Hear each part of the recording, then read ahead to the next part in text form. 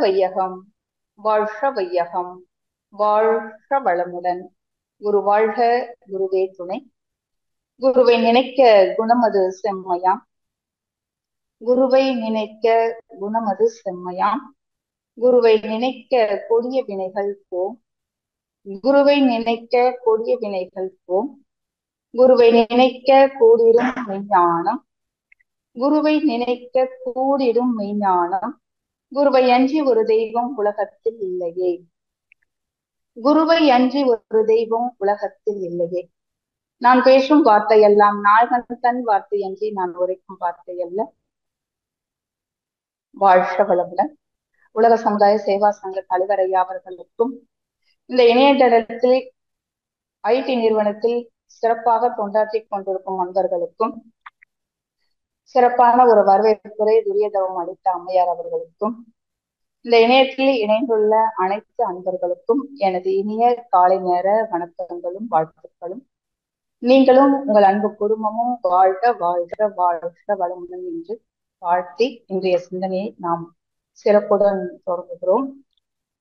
தெய்வீக கல்வி, அதாவது அறிவின் முழுமையை நோக்கிய பயணத்தை நோக்கி மனித குலம் சென்று கொண்டிருக்கிறது. அந்த முழுமை நோக்கிய பயணத்திற்கு, அந்த பயணத்தை ஊக்கப்படுத்துவதற்காக ஒவ்வொரு அந்தந்த காலகட்டத்திற்கு ஏற்றபடி மகான்கள் வந்தார்கள், வருவார்கள், வந்து கொண்டும் இருக்கிறார்கள்.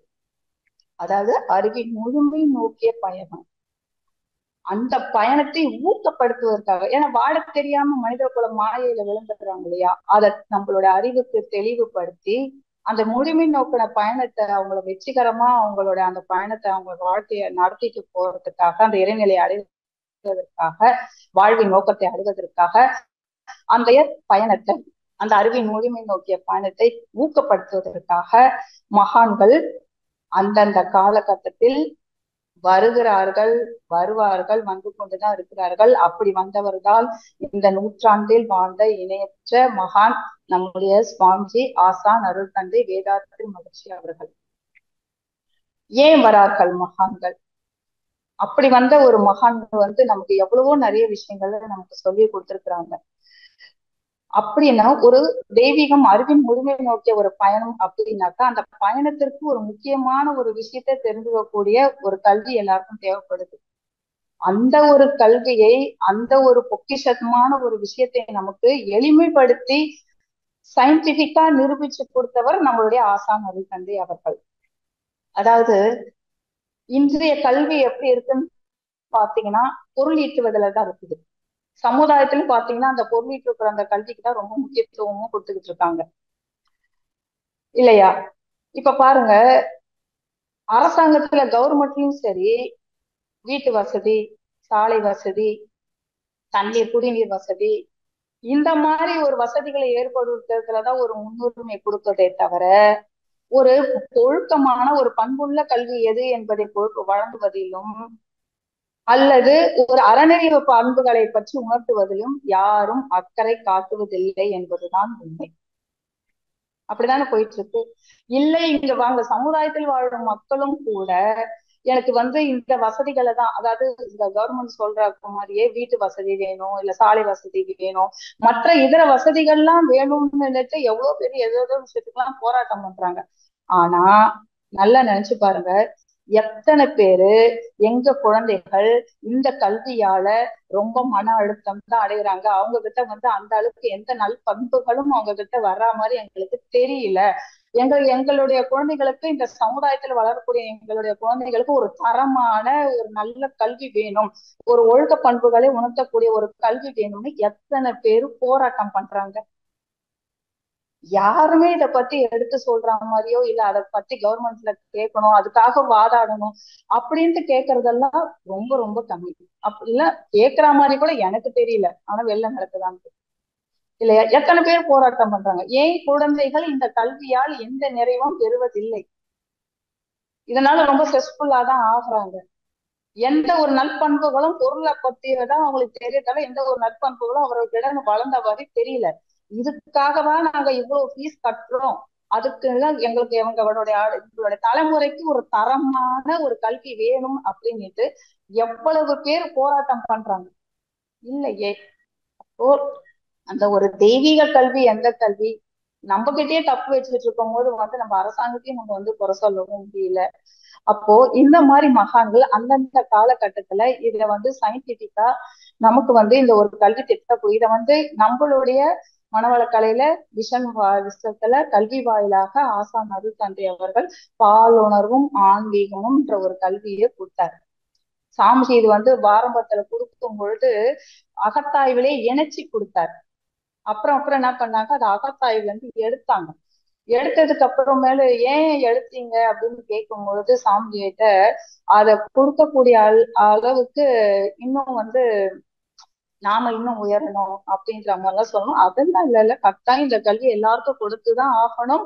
இதை நம்ம காயகல்பம்ன்ற ஒரு உன்னதமான உயிர் பயிற்சியிலே நம்ம இதை பத்தி விளக்கமா சொல்லியிருக்கோம். அதனால இத பயிற்சி வாயிலாக எல்லாருக்கும் இந்த தெய்வீகமான ஒரு கல்வியை இதோட விழிப்புணர்வை எல்லாருக்கும் கொடுத்தே ஆகணும்ட்டு சாமிஜி சொன்ன பிறகு அதுக்கப்புறம் இதை நம்ம காயகல்பம்ன்றது இல்லாம இதை கிளாஸ் வழியாகவும் எல்லாருக்கும் வகுப்பு வழியாகவும் கல்வி வாயிலாகவும் இதை எல்லாருடைய அதோட அவேர்னஸை பத்தி கொடுக்க ஆரம்பிச்சிட்டாங்க. ரொம்ப ரொம்ப ஒரு அற்புதமான ஒரு விஷயத்த சாமிஜி நமக்கு அவ்வளவு அழகா இந்த கல்வி முறை திட்டத்துல விளக்கி நமக்கு சொல்லி இருப்பாங்க. அதாவது பொதுவாக ஆன்மீகத்தை பத்தி நம்ம பேசணும் அப்படின்னாக்கா, அதாவது இறைவனை பத்தி யாராவது எதனா சொல்றாங்க அப்படின்னாக்கா அதை கேட்டாலே புண்ணியம், அதை பார்த்தாலே புண்ணியம் அப்படின்னு தானே எல்லாரும் சொல்லுவாங்க. அப்படிதான் கேட்பாங்க. அப்பெல்லாம் கிராமத்துல பாத்தீங்கன்னா அந்த கூத்து கட்டுறது எல்லாம் இருக்கும். இந்த இந்த மே மாசத்துல எல்லாம் பாத்தீங்கன்னா கிராமத்துல நடக்கும். அங்க போனாங்கன்னா விடியகால நாலாம் கூட போயிருக்கேன். அர்ஜுன் தவச ஏறும் ஒரு கூட்டம் போகும். எல்லாத்துக்கும் பாத்தீங்கன்னா இதெல்லாம் பார்த்தாலே ஒரு புண்ணியம், கேட்டா ஒரு புண்ணியம் அப்படின்ட்டுதான் எல்லாரும் ஓடுவாங்க. அவங்க என்ன பாடிட்டு அவங்க அந்த கலையை அழகா செய்வாங்க. ஆனா அதோட பாஷையெல்லாம் தமிழ்லதான் பண்ணுவாங்க, நமக்கு புரியாது. ஆனா கேட்கறதுக்கே புண்ணியம், பார்த்தா புண்ணியம்னு விடிய காலமே எழுப்பி எங்களெல்லாம் அனுப்பிச்சிருவாங்க. நாங்களும் போய் அதை பார்த்துக்கிட்டு இருப்போம். ஆனா அவங்க என்ன பாடுறாங்கன்ற அர்த்தம் எல்லாம் எங்களுக்கு எல்லாம் அதெல்லாம் புரியவே புரியாது. இப்படி ஒரு ஆன்மீகத்தை பத்தின ஒரு விஷயம் ராமாயணம், மகாபாரதம், மற்ற இதிகாசங்களோ இல்ல தெய்வத்தை பத்தி புராணங்களையோ பத்தி கேட்கும் போதே கேட்கறதுக்கே புண்ணியம் நினைச்ச நாம ஒரு பாலியல் விஷயத்த பத்தி மட்டும் சொல்லும் போது, அதை பத்தி யாராவது பேசும்போது நம்ம என்ன நினைக்கிறோம்? சீ சீ இதெல்லாம் பத்தி இங்க பேசுறீங்க, இத பத்தி எல்லாம் இப்படி பேசுறீங்க, அப்படி எல்லாம் தானே நினைக்கிறோம். ஆனா இது எப்படியாப்பட்ட விஷயம் ஓ அப்படின்றத பத்தி அறியாமையில நம்ம என்ன பண்ணிட்டோம், சீ அப்படின்னு அதை சொல்லிட்டோம். நம்ம எப்போ ஆசான் அருள் தந்தை பிடிச்சி காயகல்பம்ன்ற ஒன்ன கட்டவும் அப்பதான் இதோட அவேர்னஸ் தெரிய ஆரம்பிச்சு. இதெல்லாம் நம்ம இன்னைக்கு டீனேஜ் பசங்களுக்கு கூட ஸ்கூல்ல கொண்டு காலேஜ்ல இப்படி எல்லாம் அவங்களுக்கு ஒரு அவேர்னஸ கொடுத்து இதை நம்ம கொடுக்க ஆரம்பிச்சோம். இதை பத்தி வெளிப்படையா பேச ஆரம்பிச்சோம். இந்த கல்வி தான் அவங்களுக்கு தேவை. இதுதான் ஒரு தெய்வீகமான கல்வி. இதை பத்தின அறியாமல் இருக்கப்பட்டதுனாலதான் நம்ம அதை சீன்னு சொல்றோம். ஆனா தெரிஞ்சதுக்கு அப்புறம் இதுதான் தெய்வம், இந்த தெய்வத்தை தான் நம்மள வாழ வைத்துக்கிட்டு இருக்குன்றது ஒண்ணு. இது ஒரு தெய்வீக கல்வி தானே. அப்ப இதோட அவேர்னஸ் எல்லாருக்கும் நம்ம சொல்லிதான் ஆகணும் இல்லையா? அப்போ இந்த கல்வியா சாமிஜி சயின்டிபிக்கா நிரூபிச்சாங்க. ஏன்னா அந்த காலத்துல ராமாயணம் மகாபாரதம் இளமறை காயாக ஒரு ஒழுக்க பண்புகளை உணர்த்துவதற்காக, ஒரு ஒழுக்கமான வாழ்க்கையை வாழணுன்றதுக்காக தான் ராமாயண ஒருத்தனுக்கு ஒருத்தி அப்படின்ற ஒரு பண்புகள் எல்லாம் உணர்த்தி ராமாயணம் கதையெல்லாம் வந்துச்சு அப்போ. ஆனா அத ஒரு இலைமறை காயாக இந்த கல்வியை பத்தி அவங்க போதிச்சிருப்பாங்க. ஏன்னா சயின்டிபிக்கா ஏதாவது ஒரு இடமா ஒரு கொஸ்டினை கேட்டாங்கன்னு வச்சுக்கோங்களேன், பதில் சொல்ல முடியாது. சயின்டிபிக்கா அவங்களுக்கு அதை நிரூபிக்கவும் தெரியாது. அதனால இலைமறைக்காயாக நீ இப்படி வாழணும், இப்படி வாழ்ந்தாதான் உனக்கு நல்லது, இல்லைன்னாக்கா உனக்கு பின்னாடி உனக்கு பிற்காலத்துல இப்படி ஒரு வியாதி எல்லாம் உனக்கு வந்துடும், வாழ்க்கை இப்படி போயிடும் அப்படிங்கிறத மட்டும்தான் அவங்க சொன்னாங்களே தவிர, எந்த ஒரு பொருளை நாம ஒரு பொக்கிஷமா பார்த்தால் எந்த ஒரு பொருளை நம்ம தெய்வீகமா மதிக்கணுமோ அந்த தெய்வீகத்தை நம்ம எப்படி மதிச்சு அதை ஒரு குவாலிட்டியாவும் குவான்டிட்டியாவும் வச்சுக்கணும்ன்றத பத்திலாம் அவங்க வெளிப்படையா யாருமே சொல்லல. ஆனா சாமிஜி நமக்கு ஆசானாலும் தண்டி நமக்கு அதை பத்தி விளக்கமா அழகா நமக்கு கொடுத்தாரு இல்லையா? நம்மளுடைய வித்து சக்தியை பற்றிய ஒரு பொக்கிஷமான ஒரு தெய்வம் நமக்குள்ள இருந்து நம்மளை ஊக்குவித்து நம்மளுடைய வாழ்க்கையோட அறிவின் முழுமை நோக்கிய பயணத்துக்கே அதை நீங்க எப்படி பாதுகாத்து வச்சிருக்கீங்கன்றதுலதான் இருக்குன்னாக்கா, இது எவ்வளவு ஒரு பொக்கிஷமான பொருள் நம்ம கிட்ட இருக்குன்றத பத்தி அறிஞ்சிக்கிறத பத்தி அறிஞ்சு கொள்ளாம அதை சீன்னு சொல்றோம்னா நம்மள எவ்வளவு பெரிய ஒரு அறியாமையில இருந்திருக்கும் இல்லைங்களா? ஆனா மனவளக்கலை அன்பர்கள் அப்படி இல்லை. ஏன்னா நமக்கு அப்படி கொடுத்தாரு சாமிஜி காயகல்ப அதெல்லாம், இல்லைங்களா?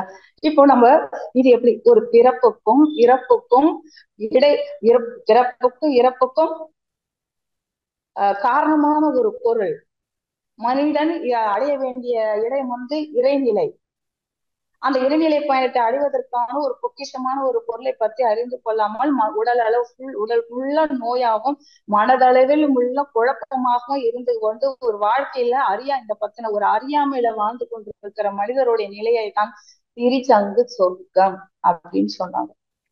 பிறப்புக்கு இறப்புக்கு இடைப்பட்ட ஒரு வாழ்க்கையில ஒன்றுதான் நம்மளுக்கு எதை நீங்க பொக்கிஷமா ஒரு பொருள் நம்மளை ஆக்கி வைக்கிறதுன்றத பத்தி அறியாமையில இருந்ததாலதான் அதுக்கு ஒரு வாழ்க்கையை இடைப்பட்ட ஒரு அறியாமை வாழ்க்கையை வாழ்றான் பாருங்க மனித குலம். அந்த வாழ்க்கை பணத்துக்கு தான் திரிசங்கு சொர்க்கம் அப்படின்னு சொன்னாங்க. அப்போ இதோட புனிதத்தை யாரை எப்படி எல்லாம் நம்ம இந்த கல்வியை எப்படி எல்லாம் கொண்டு செல்றது அப்படின்றத பத்தி பார்க்கும்போது பாத்தீங்கன்னா இத கொடுத்தாங்க. புக்ஸ் மூலம்லாம் முன்னெல்லாம் வந்துச்சுதான். ஆனா அந்த புக்ஸ பார்க்கும் போதே பாக்குறவங்களுக்கு எப்படி இருக்குன்னா உணர்வுகளை தூண்டுவது மாதிரி சில படங்களை அதில் வைத்து உணர்வுகளை தான் தூண்டிச்சே தவிர அதுல இருக்க அதுல எந்த ஒரு நல்ல விஷயத்தையும் அதை பார்த்தோடனே அதோட வேல்யூஷனை பத்தி எதையும் தெரிஞ்சு தராமல ஒரு உணர்வுகளை தூண்டுவதுமா வியாபார நோக்கம் அவங்களுக்கு வியாபாரம் ஆகும். அதனாலதான் அந்த காலத்துல வந்ததா புக்ஸும் சரி வீடியோவும் சரி இன்னைக்கு எக்ஸெட்ரா எக்ஸெட்ரா போனே எல்லாம் எப்படி போயிட்டு இருக்குன்னு பாத்தீங்கன்னா எல்லாமே நம்மளுடைய அடுத்த தலைமுறை சமுதாயத்தை அழிவு நிலைக்கு கொண்டு அவங்க வியாபார நோக்கத்துக்காக தான் இது போய்கொண்டு இருக்கிறதே தவிர இதை ஒரு விழிப்பு நிலையாக இதில் ஒரு அர்த்தத்தை இதுல இருக்க ஒரு பொக்கிஷத்தை பற்றி ஒரு கல்வியாக அவங்களுடைய போதிச்சு அவங்கள ஒரு நல்வழி பாதைக்கு கொண்டு வரணும்ன்றதை பத்தி யாரும் இன்னைக்கு அவ்வளவா அக்கறை காட்டுறது இல்லை. எல்லாமே வியாபார நோக்கமா தான் போகுது. இப்ப நம்ம எல்லாம் கோயிலுக்கு போகும்போது கோயில் சிற்பங்களை நல்லா பாருங்க. சில சிலைகளுடைய வடிவமைப்பு எல்லாம் கூட எப்படி இருக்குன்னு பாத்தீங்கன்னாக்கா ஒரு கணவன் மனைவி உறவை பத்தினா அதுல வடிவமைச்சிருப்பாங்க. அதெல்லாம் பார்க்கும்போது கூட நாம கூட அப்ப எப்படி தப்பாதான் நினைச்சோம். அறியாமையில இத பத்தின ஒரு அறியாமையில சீ அப்படின்னு இதோட பொக்கிஷத்தை தெரியாம ஒரு அறியாம நினைச்சா என்னடா அது கோவில்ல போய் சாமி போயிருக்கிற கோயில போய் சிற்பி எப்படி எல்லாம் வடிவமைச்சிருக்கிறான் பாரு அப்படிதான் நம்ம சொன்னோம். ஆனா எப்படியாப்பட்ட ஒரு தெய்வீகமான ஒரு உண்மையை உணர்த்துவதற்காக அவங்க அந்த ஒரு சிற்பத்தை அப்படி வடிவமைச்சிருக்காங்க என்பதை பத்தி நாம அறிந்து கொள்ளல. உன்கிட்ட ஒரு ஆத்மார்த்தமான ஒரு பொருள் இருக்கு. அந்த பொருளையே நீ எப்படி ஒழுக்க முறையோட பயன்படுத்தி வாழ்ந்தால் நிறைவான ஒரு ஒழுக்கமான வாழ்க்கையை அறநெறிவான ஒரு வாழ்க்கையை வாழும் பொழுது அந்த பொருள் ஒரு பொக்கிஷமான பொருளாக உன்னையும் வழி நடத்தி நீ இறைநிலையை அடைவதற்காக அதனாலதான் கோயில் இருக்குது. நீ ஆத்மார்த்தமான ஒரு வாழ்க்கையை ஒழுக்குமுறையுடன் வாழும் போது நீ இறைநிலையே உன்னால அடைய முடியும் என்பதை பற்றி உணர்த்துவதற்காக தான் அந்த சிற்பங்கள் இருந்துச்சு. நம்மள எத்தனை பேருக்கு அது தெரிஞ்சது? பார்த்த உடனே எவ்வளவு பேர் அதை நினைச்சு நாம சி அப்படின்ட்டு ஒரு அருவருப்பு அடைஞ்சிருக்கோம் அறியாமையில. ஆனா இன்னைக்கு நாம தெரிஞ்சுக்கிட்டோம். ஆசான் அருள் தந்தை படிக்காத பாமரர்கள் கூட புரியக்கூடிய வகையில அதை ஆணித்தரமாக நமக்கு அறிவியல் பூர்வமாக நிரூபிச்சு காட்டினார். இப்ப யாராவது நம்ம அதை அருவருப்படுவோமா? ஏதாவது அருவருப்பட்டு ஏதாவது சொல்ல முடியுமா? சொல்லவே முடியாது. அவ்வளவு ஒரு மதிப்புக்கு ஒரு குவாலிட்டியான கோடியா பேங்க்ல வைக்கிறத விட அதை விட கோடிக்கு எதுக்குமே ஈடு இல்லாத ஒரு பொருள் நம்மளை இயக்கி கொண்டிருக்கிறது என்ற ஒரு தெய்வீகமான ஒரு கல்வியை சாமி நமக்கு உணர்த்திட்டாரு. இப்ப இந்த சமுதாயத்துல நாம எப்படி இருக்கணும்னு ஆசைப்படுவோங்க? சாதாரணமா சொல்லுங்க. இந்த சமுதாயத்துல நம்மள எப்படி இருக்கணும்? நல்ல உடல் நலத்தோட இருக்கணும், நல்ல மன வளத்தை கூட இருக்கணும், நல்ல செல்வ வளத்தை கூட இருக்கணும். நம்ம நல்ல கம்பீரமா இந்த சமுதாயத்துல எல்லாரும் போற்றுவதற்குரிய ஒரு வாழ்க்கையை நம்மள எல்லாரும் அண்ணாந்து ஆச்சரியமா படக்கூடிய ஒரு வாழ்க்கையை வாழணும் தானே எல்லாருமே நினைப்பாங்க ஒரு புகழோட, இல்லையா? அப்படியெல்லாம் வாழணும்னாக்கா எந்த ஒரு பொக்கிஷமான ஒரு விஷயம் நமக்குள்ள இருக்க ஒரு ஜீவ வித்து குழம்பு, ஒரு வித்து சக்தியை நீ பேணி காற்பதில் தான் இந்த சமுதாயத்தில் நீ கம்பீரமாக நடை போடுவதில் கூட அதில் தான் அடங்கி இருக்கிறது என்பதை நமக்கு எடுத்துக்காட்டியவர் ஆசான் அருட்தந்தை அவர்கள். சாதாரணமான மகான் இல்லைங்க அவரு. இரு துருவ எல்லையை தொட்ட ஒரு மனிதன் மகான் ஆகிறார் என்றால் அது சாதாரண விஷயம் கிடையாது. இரு துருவ எல்லையை தொட்ட ஒரு மனிதர் மகானாகிறார் என்றால் அதுவும் இந்த நூற்றாண்டுல அது ஒரு சாதாரணமான ஒரு விஷயம், சாதாரண விஷயம் கிடையாது. வாழ்வினில் உள்ள பள்ளத்திலையும் போனாரு, அப்படியே உயரத்துக்கும் வந்தாரு. எல்லா எல்லையும் அவர் பார்த்துட்டு இப்படி ஒரு பொக்கிஷமானதெல்லாம் நமக்கு உணர்த்தினாரு. அப்படியே மகான் ஆனாரு. நாமெல்லாம் வாழ்க்கையில ஒரு சின்ன விஷயம் வந்தா கூட தோன்றுவோம். அந்த நேரத்துல இருக்க யாருன்னா என்ன கூப்பிட்டா கூட போ, எந்த சாமியும் என்ன காப்பாத்தல, எந்த சாமியும், உடனே ஒரு விரக்தி நிலைக்கு எல்லாரும் போயிடுவாங்க. அப்படி கிடையாது அவரு. எந்த கடைசி வரைக்கும் என்ன பண்ணாரு, இந்த உலக நன்மைக்காக இந்த சமுதாயம், இததான் விவேகானந்தர் சொன்னார், அறிவின் முழுமை நோக்கிய பயணத்தில் மனித குலத்தை ஊக்கப்படுத்துவதற்காக இந்த நூற்றாண்டில் நுழைந்த மகான் அவரு. அவர் கொடுத்த இந்த தெய்வீக கல்வியை மற்றும் எல்லாரும் புரிஞ்சுட்டாங்கன்னா உலக அமைதி என்பது சீக்கிரமா நிறைவேறும். ஏன்னா இதோட தாற்பயத்தை இந்த ஒரு பொக்கிஷத்தை பத்தி அறியாததுனாலதான் இன்றைய மனித குலம் விலங்குகள் போல ஒரு வாழ்க்கையை வாழ்ந்து கொண்டு கற்பழிப்பு என்ற தீய செயல்களில் இறங்கி இந்த சமுதாயத்தையே எடுத்து கொண்டிருக்கிறது. அதாவது இந்த இந்த இந்த கல்வியை இன்னைக்கு எல்லாரும் ஒரு வியாபார நோக்கத்தோட அதை பார்த்து அவரோட பொக்கிஷத்தை பத்தி புரிய வைக்காம வியாபார நோக்கத்தோட அவர் எல்லாருடைய உணர்வுகளையும் தூண்ட வச்சு ஒரு அழிவு பாதைக்கு வியாபார நோக்கத்தோடு கொண்டு போறாங்க. அப்ப இதை யாருக்கு இதை சாமி தெய்வீக கல்வியா எல்லாருக்கும் நமக்கு இதை கொடுத்துட்டாரு. இதை கொடுத்ததுக்கு இதை நாம கொண்டு செல்லணும். கொண்டு செல்றத ஃபர்ஸ்ட் எங்க இருந்து ஆரம்பிக்கணும்னா நம்ம குடும்பத்துல இருந்து தான் இதை நம்ம ஆரம்பிக்கணும். நம்ம குடும்பத்துல இருந்து அப்படின்னா ஒவ்வொரு பெற்றோரும் அவர்கள் குழந்தைகளுக்கு ஒரு குருவாக இருக்கணும். நம்ம கிட்ட இருந்து தான் இதை ஆரம்பிக்கணுமே. நம்ம இல்லையா, நம்ம வெளியில போதிச்சுட்டு இருக்கோம் அந்த தெய்வீக கல்வி, ஆனா நம்ம குடும்பத்துல இருந்து ஆரம்பிக்கணும். நாம ஒவ்வொரு பெற்றோரும் அவர்களோட குழந்தைகளுக்கு ஒரு குருவாக கட்டாயம் இருக்கணும், இல்லைங்களா? அவங்க கிட்ட போட்டு டக்குன்னு ஒரு தேங்காய் உடைக்கிற மாதிரி சொன்னோம். வாழ்க்கையில இப்போ ஒரு பையன் வந்து கேட்டான், நான் நல்லா படிக்கிறேன், நான் நல்லாவே படிக்கிறேன், ஆனா எனக்கு எதுவுமே ஞாபகம் வர மாட்டேங்குது. ஏன் ஞாபகம் வர மாட்டேங்குது அப்படி கேட்கறாரு. அப்போ இதுக்கு ஒரு கரெக்டான பதில வந்து ஒரு தந்தை வந்து ஒரு மகனுக்கு சொல்லணும். அதை சொல்றதை விட்டுட்டு அடுத்தவங்களை கம்பேர் பண்ணி பசங்களை வந்து என்ன பண்ணக்கூடாது, அவங்க அப்படி இருக்காங்களே நீ இப்படி இல்லையே, அவங்க அப்படி இருக்கிறாங்களே நீ இப்படி இல்லையே, பாடுறா எதிர் விட்டு போன பாடுறா அது எப்படி படிக்குது பாடுறா, இப்படி இருக்குது பாடுறான்னு போட்டு நீ இப்படி படிச்சிருக்கிய, இப்படி மார்க் எடுத்திருக்கிய அப்படின்னு சொல்லிக்கிட்டே இருந்தாங்க. நீ சொன்னதால பார்த்துதான் அந்த பொண்ணை பார்த்துதான் நான் இன்னைக்கு படிக்காதே போனோம். நான் ஒரு பையன் எப்படி இருக்கு பாத்தீங்களா, பேரண்ட்ஸோட வழிகாட்டுதல் எப்படி இருக்கு பாத்தீங்க. நீங்க சொன்ன அந்த பொண்ணை பார்த்துதான் நான் படிக்காதே போனோம். நான் படிக்கிறேன், எனக்கு ஞாபகம் வர மாட்டேங்குது, ஏன் ஞாபகம் வர மாட்டேங்குதுன்னு ஒரு குழந்தை கேட்டா அதுக்கு பேரண்ட்ஸ் தான் அந்த குழந்தைய நல்ல வழி நடத்த தெரிஞ்சுக்கணும். எப்படி தெரியணும், அப்பா உன் உடம்புக்குள்ள இவ்வளவு வயசு உனக்கு இப்ப ஆயிடுச்சு, உனக்குள்ள இந்த மாற்றங்கள் எல்லாம் நிகழும். அப்படி நிகழும் போது உனக்கு வித்தியாசமான சில உணர்வுகள் தூண்டும். அந்த வித்து குழம்பு வந்து உன்னை உராசி வர அந்த ஜீவகாந்தம் உங்ககிட்ட உராசி வர பாதைகள் வழியாக வரும்போது ஒரு சில உணர்வுகள் உங்ககிட்ட தூண்டும். அந்த உணர்வுகள் இப்படி இருக்கும்போது நீ வந்து உன் மனசு அங்க டைவர்ட் ஆகிறதுனால தான் நீ படிக்கிறது உன் மூளையில நிக்கல. இது ஒரு சாதாரணம். உன்னுடைய யூரின் பேக் ரொம்பனா உனக்கு எப்படி இப்ப சாதாரணமா இதுக்கு ஒரு விளக்கங்களோட நம்ம பிள்ளைகளுக்கு நம்ம சொல்லணும். ஏம்மா நீ அர்ஜென்ட்டா உனக்கு யூரின் வந்துருச்சுன்னா அந்த நேரம் நான் இதெல்லாம் சொன்னா உன் மைண்ட்ல நிக்குமா? ஆஹா, எதுவுமே நிக்காது மம்மி, எனக்கு போயிட்டு வந்தாதான் அப்புறம் நீ என்ன பேசணுன்றதே எனக்கு காதுல விழும் சொல்லுவாங்க இல்லையா. நம்மளுக்கே அப்படிதானே.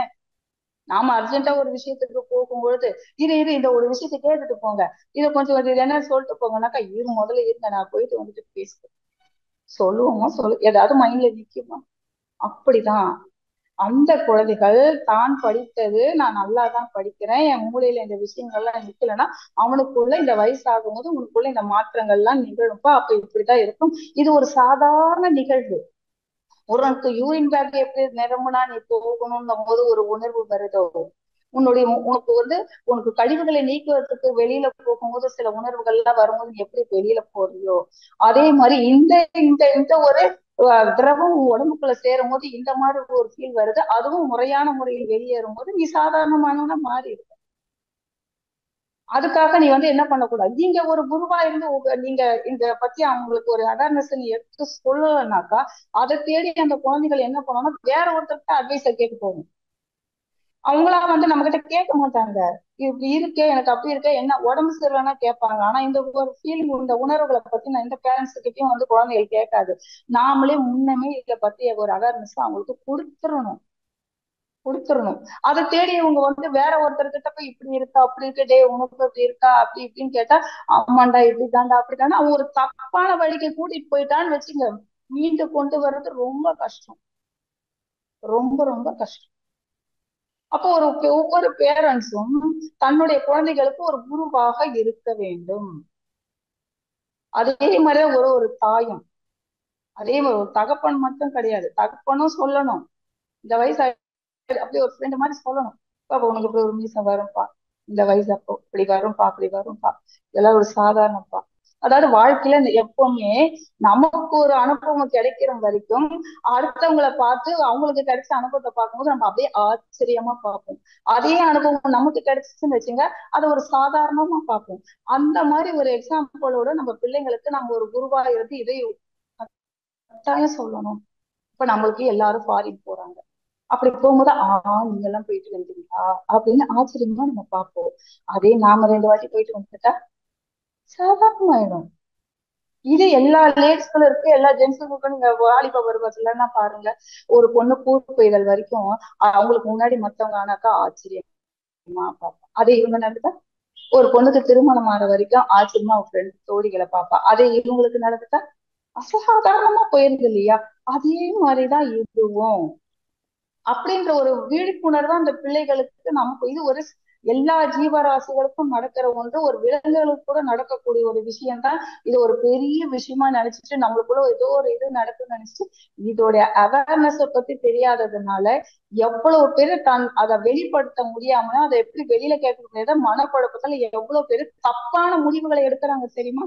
அப்போ ஒரு நல்ல வழிகாட்டுதல் அவங்களுக்கு இல்லை. ஒண்ணு தப்பான பாதை கூட்டிட்டு போயிடுறாங்க, இல்ல தப்பான வழியை நோக்கி இவங்களே சென்றுறாங்க. ஒரு நல்ல வழிகாட்டுதல் அங்க இல்ல. அப்போ ஒரு பேரண்ட்ஸுக்கும் பெற்றோர்களே ஒரு குருவாக இருந்து இதோட முக்கியத்துவத்தை சொல்லணும்.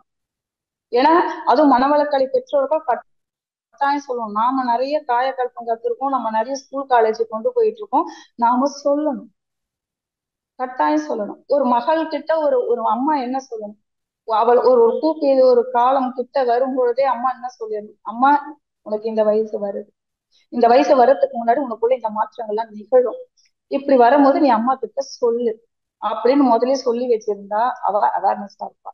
அப்பெல்லாம் பாத்தீங்கன்னா ஸ்கூல் நாங்க படிக்கும் போதெல்லாம் திடீர்னு ஒரு பொண்ணு உட்காந்து ஓன அழுகும், எல்லா மிஸ்ஸுங்களும் கூடி நின்றுகிட்டு இருப்பாங்க, அது ஓன அழுகிறத பார்த்தாலே நமக்கு ஒரு மாதிரி பயமா இருக்கும். அப்ப பார்த்தா இதோட அவேர்னஸ் தான் ஒரு தாய் அந்த மகளுக்கு சொல்லி வைக்காதனால தனக்கு என்னவோ நடந்துருச்சுன்னு அந்த திரவத்தை பார்க்கும்போது அவங்களுக்கு ஒரு பயம் வந்துச்சு. இது எவ்வளவு பேர் பாதிப்பை கொடுக்கும் தெரியுங்களா? அந்த அவேர்னஸ் பத்தி அவங்களுக்கு தெரியணும்னா பிற்காலத்துல அவ ஒவ்வொரு மாதமும் இதை பார்க்கும் போதெல்லாம் பயப்படுவா. இது பின்னாடி அவளுக்கு ஒரு குழந்தை பாக்கியம் கிடைக்கிறதுக்கு கூட பெரிய பாதிப்பு, குழந்தை பாயரே கிடைக்காத அளவுக்கு ஒரு பாதிப்பை அவங்களுக்கு கொண்டு போய் கொடுத்துரும். அப்படியே கிடைச்சாலும் அவங்களுக்கு பிறக்கக்கூடிய ஒரு குழந்தைய ஒரு தன்னம்பிக்கை இல்லாத பயம் கலந்த ஒரு சூழ்நிலை உள்ள ஒரு பயம் கலந்த ஒரு மனப்பான்மை உள்ள ஒரு குழந்தையாக அவங்களுக்கு பிறக்கும். எவ்வளவு சங்கடம் வருது பாருங்க. அப்ப ஒரு குருவாக பெற்றோர் இதை அவங்களுக்கு வழி உணர்த்தணுமா, உணர்த்தக்கூடாதா? கட்டாயம் உணர்த்தணும். இதை இந்த ஆன்லைன் முழுக்க முழுக்க முழுக்க நம்ம ஆசிரியர்கள் நம்ம அமைப்பை சேர்ந்தவங்க தான் இதை நிறைய கேட்பாங்க. அப்போ இந்த இந்த அவேர்னஸ் நமக்குதான், இது நமக்காக மட்டும்தான். இது வெளியில இருந்து புதுசா யாரா இதை கேட்டிருந்தா கூட உங்களுக்கு புரியாது. அதனாலதான் இது ஒரு பெற்றோர் தான், இல்ல எங்க பசங்க எல்லாம் இன்னைக்கு பெரியவங்களை ஆயிட்டாங்க அப்படின்னாக்க உங்களுக்கு பேரம் பேட்டி இருந்தா அடுத்த ஜெனரேஷனுக்கு எடுத்து சொல்லுங்க, அடுத்த ஜெனரேஷனுக்கு எடுத்து சொல்லுங்க. இத ஒரு இளைமுறை தாயாக சில விஷயங்களை எங்க பாட்டியே எங்களுக்கு எல்லாம் நிறைய சொல்லியிருக்கு. அதை காயக்கல்பம் அட்டன் பண்ண பிறகுதான் நாங்களே இந்த பாட்டி இதைதான் நம்ம கிட்ட சொல்லிட்டு போச்சோ அப்படின்னு நாங்க இன்னைக்கு யோசிக்கிறோம். ஆனா நமக்கு இன்னைக்கு சாமி சயின்டிபிக்கா அடிச்சு சொல்லிட்டாரு எல்லாத்தையும். அப்புறம் இதை ஒரு ஜீவகாந்த உரசல் உங்ககிட்ட இருக்கு இந்த கழிவு வெளியில போகும்போது அதுல இருந்து ஒரு காந்த உரசல் தான் வேற மாதிரி ஒரு உணர்வுகளை உங்களுக்குள்ள தூண்டும் பொழுது இது ஒரு சாதாரண விஷயம். இதை நோக்கி நீ தப்பான வழிக்கு போயிடாத. ஒரு தாயும் தன் மகன் கிட்ட சொல்லி சொல்லி வளர்க்கணும். அந்த ஒரு வயசு வரும் யாருக்கும் உங்கள ஒரு மாற்றம் நடக்கும். அது ஒரு சாதாரண ஹார்மோன் சேஞ்சஸ். அப்ப நீ இந்த ஹார்மோனோட வித்து சக்தி இங்க சேரும் போது உன் நடப்புல ஹார்மோன் சேஞ்சஸ்னால எல்லாரையும் பார்க்கும்போது தப்பான பார்வையோடு நீ பார்க்காத. எல்லா பெண்களுக்கும் இருக்கிற உன் தாய்க்கு உன் கூட பிறந்தவர்களுடைய அதே அங்கங்கள் அதே உறுப்புகள் தான் நீ பார்க்கக்கூடிய ஒவ்வொருத்தருக்கும் இருக்குது என்று சொல்லி வளர்க்கும் போது அந்த ஆண்மகன் ஒரு தப்பான ஒரு புக்ஸ்ல வரும்போது பேப்பர்ல வரும்போதோ பார்க்கும் போதெல்லாம் என்ன ஞாபகம் வரும்? அவன் பாப்பானா இப்படி சொல்லி சொல்லி வளர்க்கும் போது அதே ஒரு தந்தையாக இருக்கட்டும் தன்னுடைய குழந்தைகளுக்கு எப்படி சொல்லணும்னாக்கா அப்ப நீ இந்த சதையை பார்க்கும் போதுதான் உனக்கு தப்பான உணர்வு வரும். இந்த சதையை கடந்து பாரு, இந்த தோலை உரிச்சிட்டு பாருடா அவங்கள. அப்பா எனக்கு இப்படி பார்க்க எனக்கு உடனே இத ஒரு விளக்க கொடுக்கணும்னா நம்ம உலகத்தையே நம்ம ரொம்ப கெட்டவங்க, நமக்கு கெட்ட கெட்ட எண்ணங்கள்லாம் வருது, நமக்கு ரொம்ப கெட்டவங்கன்னா அந்த குழந்தை தன்னையே தாழ்வு மனப்பான்மை நினைச்சு போயிடக்கூடாது. அதோட இது சாதாரண விஷயம், ரொம்ப சிம்பிள். இப்படி ஒரு உணர்வு வர்றது கூட தப்பே கிடையாது. இது ஒரு தப்பு இல்லைன்றத அவங்களுக்கு முதல்ல புரியும். நீ தப்பான ஒருவன் கிடையாது, நீ பண்றது தப்பும் கிடையாது. இதோட அவேர்னஸ் பத்தி அவங்களுக்கு விளக்க சொல்லணும். சாதாரண உணர்வு தான்டா விடுதா, உனக்கு அப்படி ஒருத்தரை பார்க்கும்போது உனக்கு தப்பா தோணுதாடா, அந்த தோலை உரிச்சிட்டு பாருடா. இப்போ ஒரு கோழிக்கு தோலை உரிச்சிட்டா அதுக்குள்ள அதோட சதையை மட்டும் பார்க்கும்போது எப்படி இருக்கும்? அந்த உனக்கு மேல இருக்கிற தோல் தாண்டா உனக்கு அவங்கள பார்க்கும் போது இப்ப ஒரு உணர்வை கொடுத்துச்சு. அந்த தோலை கடந்து பாருடா, என்னடா இருக்கும்? வெறும் சதை. அதை நீ ஆசையா பார்க்கக்கூடிய உணர்வு உனக்கு வருமா? அதை கடந்து பாருடா, உள்ள என்னடா இருக்கும்? வெறும் எலும்பு. அதை அந்த நீ பார்க்க ஒருத்தரை பார்க்கும் போதே உனக்கு தப்பான ஒரு உணர்வு வந்தா அதை ஒரு எலும்பு கூட பாருடா, உனக்கு தப்பான ஒரு உணர்வு வருமா? இப்படி சொல்லி வளர்க்கறதுல என்னங்க கஷ்டம் ஒரு ஒரு பெற்றோருக்கும்? கட்டாயம் சொல்லி ஒரு பெற்றோர் தான் இந்த விஷயத்த இந்த தெய்வீக கல்விய தன் குழந்தைகளுக்கு அந்த வித்து சக்தியோட பெருமை அருமை பெருமைய அந்த ஒரு பெற்றோர் தான் முதல்ல ஒரு குருவாக இருந்து தன்னுடைய குழந்தைகளுக்கு இதோடைய அவசியத்தை நாம எடுத்துரைத்தே ஆக வேண்டும், இல்லைங்களா? அடுத்து பாத்தீங்கன்னா இதை சாஞ்சி ரொம்ப அழகா சொல்லுவாரு. சாஞ்சி முதல்ல இந்த கல்வியை நமக்கு கொடுக்கறதுக்கு காரணம் அவரு ஒரு சினிமா பார்த்தாருங்களாம். அதுல வந்தவங்க அறகுறைய ட்ரெஸ்ஸை போட்டுட்டு அவங்க இப்படி ஒரு உணர்வுகளை தூண்டும் மாதிரி இப்படி எல்லாம் இருக்குது, இது நாளைக்கு சமுதாயத்துக்கு எவ்வளவு பெரிய ஒரு கேடை உண்டு பண்ணணும் என்பதற்காக தான் இந்த ஒரு கல்வியே அவர் வெளியே கொண்டு வந்தார். ஃபர்ஸ்ட் அதுக்கு ஒரு எக்ஸாம்பிள் அவரு சொல்ற எக்ஸாம்பிள் பாத்தீங்கன்னா சொறி சொரியும் சிரங்கம் முதல்ல சொரியும் போது இன்பமாதான் இருக்கும். சொரிய பாத்தீங்கன்னா அதுக்கப்புறம் அது புண்ணாய் வர எரிச்சல் இருக்கு பாரு, அதெல்லாம் எக்ஸாம்பிள் சொல்லி இருக்கிறாரு அவரு. அதே மாதிரி இதுலயே இது சொர்க்கம் இதை இன்பம் என்று நினைக்காது. இது பின்னாடியோடைய விளைவை பத்தி யோசி. மல்லாந்த படுத்து எச்ச துப்புனா அந்த எச்ச யார் மேல விடும்? நம்ம மேலதான் விடும். செயலுக்கேற்ற விளைவு இருக்கு உனக்கு. ஆன முதல் அதிகம் செலவானால் மானமிழந்து மதிக்கெட்டு போன திசை. எல்லோருக்கும் கல்லனா ஏழ் பிறப்பும் தீயனா கல்லனா கல்லனா போறதுன்னு சொல்லுவாங்க. அதாவது அதோட வித்து சக்தியை பத்தின ஒரு அருமை பெருமையை சாஞ்சி நமக்கு எப்படி சயின்டிபிக்கா நமக்கு சொன்னாரோ அதை இன்னைக்கு இளைய தலைமுறைக்கு கட்டாயம் இதை கொண்டு சென்றே ஆகணும். அவங்களுக்கு அந்த கல்வியை போரடிக்காத முறையிலையும் சயின்டிபிக்கா ஜாலியா கொண்டு போய் அவங்களுக்கு அந்த கல்வியை கொண்டு அப்போ உணர்ந்து கேட்பான், உணர்ந்து ஜாலியா கேட்பான். நாங்கெல்லாம் வகுப்புல அந்த மாதிரிதான் கிளாஸ் போட்டுட்டு இருக்கோம். ஒரு டீனேஜ் பசங்க வந்துட்டாங்கன்னா அதுக்கேத்த மாதிரி ஒரு ஆசிரியர்களை போட்டு ஒரு ஜாலியா கொண்டு போய் அதோட முக்கியத்துவத்தை பத்தி அவங்களுக்கு அவேர்னஸ் அவங்களுக்கு உணர்த்தணும். உனக்குள்ள இருக்கிறது ஜீவசக்தி, நம்ம சாப்பிடுற ஒரு சாப்பாடு 7 தாதுவாக ஆகுது. அந்த 7வது தாதுதான் ஒரு வித்து புலம்பாக நம்ம கிட்ட இருக்குது. அது அந்த வித்து சக்தி தான் நம்மளோட உடல் இயக்கத்துக்கும் அதுதான் செலவாகுது, நம்மளோட மன இயக்கத்துக்கும் அதுதான்டா செலவாகுது.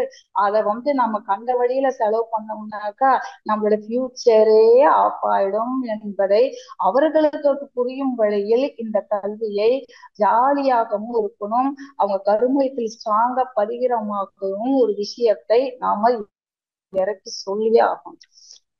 நமக்கு சொல்றது நமக்கு எப்படி புரிஞ்சுக்கிட்டோமோ அவங்க போக்குல போய் இந்த கல்வியை சொல்லியே ஆகணும். இந்த ஜீவ வித்து குழம்பு எப்படி உருவாகுது, 7வது தாதுவாக உருவாகுதுன்னா அது குவாலிட்டியாவும் இருக்கணும், குவான்டிட்டியாவும் இருக்கணும். நம்ம லைஃப் ஃபோர்ஸே அதுலதான் அடங்கி இருக்கு. அந்த லைஃப் ஃபோர்ஸ்க்கே சாப்பாடு, நம்ம உயிருக்கே சாப்பாடு அதுதான். அது நல்லா இல்லைன்னா இந்த உயிரோட சுழற்சி நல்லா இருக்காது. அதோட சுழற்சி மானம் நல்லா இல்லைன்னாக்கா அதுல இருந்து வர ஜீவகாந்த ஆற்றல் நல்லா வராது. இந்த ஜீவகாந்த ஆற்றல் தாண்டா நம்மளோட உடல் இயக்கத்துக்கும் மன இயக்கத்துக்கும் நம்மளுக்கு செலவாயிட்டு இருக்கு. நம்ம உடம்புல தானியங்கி மண்டலம், சென்ட்ரல் நர்வஸ் சிஸ்டம், அட்டானமிக்கல் நர்வஸ் சிஸ்டத்துக்கு தேவையான சக்தியை இதுதான் கொடுத்து கொண்டிருக்கிறது. இதை நம்ம சேர சேர நமக்கு எடுத்தோம்னாக்கா உடல் இயக்கம் மன இயக்கம் பாதிக்கும் என்பதை அவர்களுக்கு புரியுற மாதிரி எடுத்து சொல்லணும். எக்ஸாம்பிளுக்கு எல்லாத்தையும் எடுத்து சொல்லணும். நம்ம வீட்டுல இப்போ ஒரு வயசானவங்க எல்லாம் படுத்திருப்பாங்க. படுத்திருக்கும் பொழுது இத கொஸ்டினாக நாங்கெல்லாம் இப்படி எல்லாம் கொஸ்டின் கேட்டா என்ன ஆச்சு, அவங்க ஒரு 20 வயசுல நல்லா இருந்தாங்க, இப்போ ஒரு 80 வயசுல படுத்த படிக்க இருக்கும் பொழுது அவர்கள் உடல்ல ஒரு கொசு நின்னா கூட அவர்களுக்கு அந்த உணர்வு தெரிவதில்லை. அவங்க மேல என்ன எறும்பு போறது கூட அவங்களுக்கு தெரிவதே இல்லை. ஏன் தெரியல? அவங்க உடம்புல உயிர் சக்தியோட சுழற்சி ரொம்ப கம்மியப்பட்டு அங்க காந்தம் வரல. காந்தம் தாங்க நமக்கு சொரணையே கொடுக்குது. அதுதான் நமக்குள்ள உணர்வுகளையே கொடுக்குது. அது இல்லைன்னா அப்போ அவங்களுக்கு காந்தம் கம்மியா போயிடுச்சு. அதனால கண்ணு தெரியல, காது கேட்கல, பேச முடியல, எனக்கு வாசனையே தெரியல, எனக்கு ஒண்ணுமே தெரியல அப்படின்னாங்கன்னா அவங்க உடம்புக்குள்ள அந்த வித்து சக்தி எவ்வளவு கம்மியா போயிடுச்சு, அதுல உயிர் சக்தியோட எவ்வளவு உயிர் லைஃப் ஃபோர்ஸ் எவ்வளவு இருக்கும், அதுல இருந்து வர அலை எவ்வளவு இருக்கும். அதனாலதான் இவங்களுக்குள்ள இவ்வளவு மாற்றம் இருக்குன்னாக்கா வாழும் காலத்துல அதை அப்பப்பவே செலவு பண்றவங்களுடைய எதிர்காலம் எப்படி இருக்கும் என்பது இன்னைக்கு இந்த 80-90 வயசுக்கு நடந்த ஒரு நிலைமை அவங்களுக்கு பரவாயில்ல. ஆனா இன்னைக்கு போற ஒரு ஜெனரேஷனுக்கு இதோட வித்து சக்தி இதோட பெருமையை எடுத்து சொல்லி நீ இப்படி செலவு பண்ணிட்டு இருந்தனாக்கா உங்க லைஃப் நீ ஃபியூச்சர்ல எப்படி ஆகும்னு நினைச்சு அப்படி ஆவறதுக்கான அறிவு கூட உனக்கு வேலை செய்யாது. உடல் தெம்பும் மனத்தெம்பு இல்லைன்னா உன் வாழ்க்கையோடைய நோக்கத்தை உன்னால அடைய முடியாது என்கிற அவேர்னஸ் தான் நம்ம அவங்களுக்கு கொடுத்தே ஆகும். கொடுக்கணும் கட்டாயம். ஏன் இது நம்ம உடம்புல 7வது சக்தியா இருக்குது இத கேட்பாங்க கட்டாயம். ஏன் இது 7வது சக்தியா இருக்குது? நல்லா பாருங்க இறைநிலை எப்படி நமக்கு கொடுத்துருக்கு. அப்போ நம்ம ஜீவவித்து குழம்ப அது நம்ம உடம்புல லைஃப் ஃபோர்ஸ்னு ஒண்ணு இருக்கு. நம்ம அந்த பஞ்சபூதத்துல இருந்து எல்லாத்தையும் அவங்களுக்கு கொடுக்குறோம். நம்ம 5 எலிமெண்ட்ஸ பத்தி அதுல ஒண்ணு விண்ணுதான் நம்ம உடம்புல உயிரா இயங்கிக்கிட்டு இருக்கு. அது அந்த லைஃப் ஃபோர்ஸ் தான் இந்த வைட்டல் ஃப்ளூயிட்ல இருக்கு. அந்த வைட்டல் ஃப்ளூயிட் நல்லா இருந்ததான் எனக்கு மேக்னெட் பவர் நம்ம கிட்ட வருது. அப்படின்னாக்கா அந்த மேக்னெட் பவர் நல்லா இருக்கணும்னாக்கா நம்மளோட வைட்டல் குவாலிட்டியாவும் குவான்டிட்டியாவும் இருக்கணும்னா நீ எடுத்துக்க கொள்ளக்கூடிய உணவுல இருந்து எல்லாமே இருக்கு. உணவுலதான் எல்லாமே இருக்கு என்பதை பத்தி அது எப்படிப்பட்ட உணவாக எடுத்துக்கொள்ளும் போது உனக்கு இந்த ஒரு நல்ல ஒரு குவாலிட்டி குவான்டிட்டிய ஒரு பொருள் உனக்கு கிடைக்கும் என்ற அவேர்னஸையும் 5 அளவு முறையாக இதில் உணவு, உறக்கம், உடலுறவு, உழைப்பு, எண்ணமாக சாமி சொன்ன அந்த 5 அளவு முறையும் அவங்களுக்கு எடுத்து சொல்லணும்.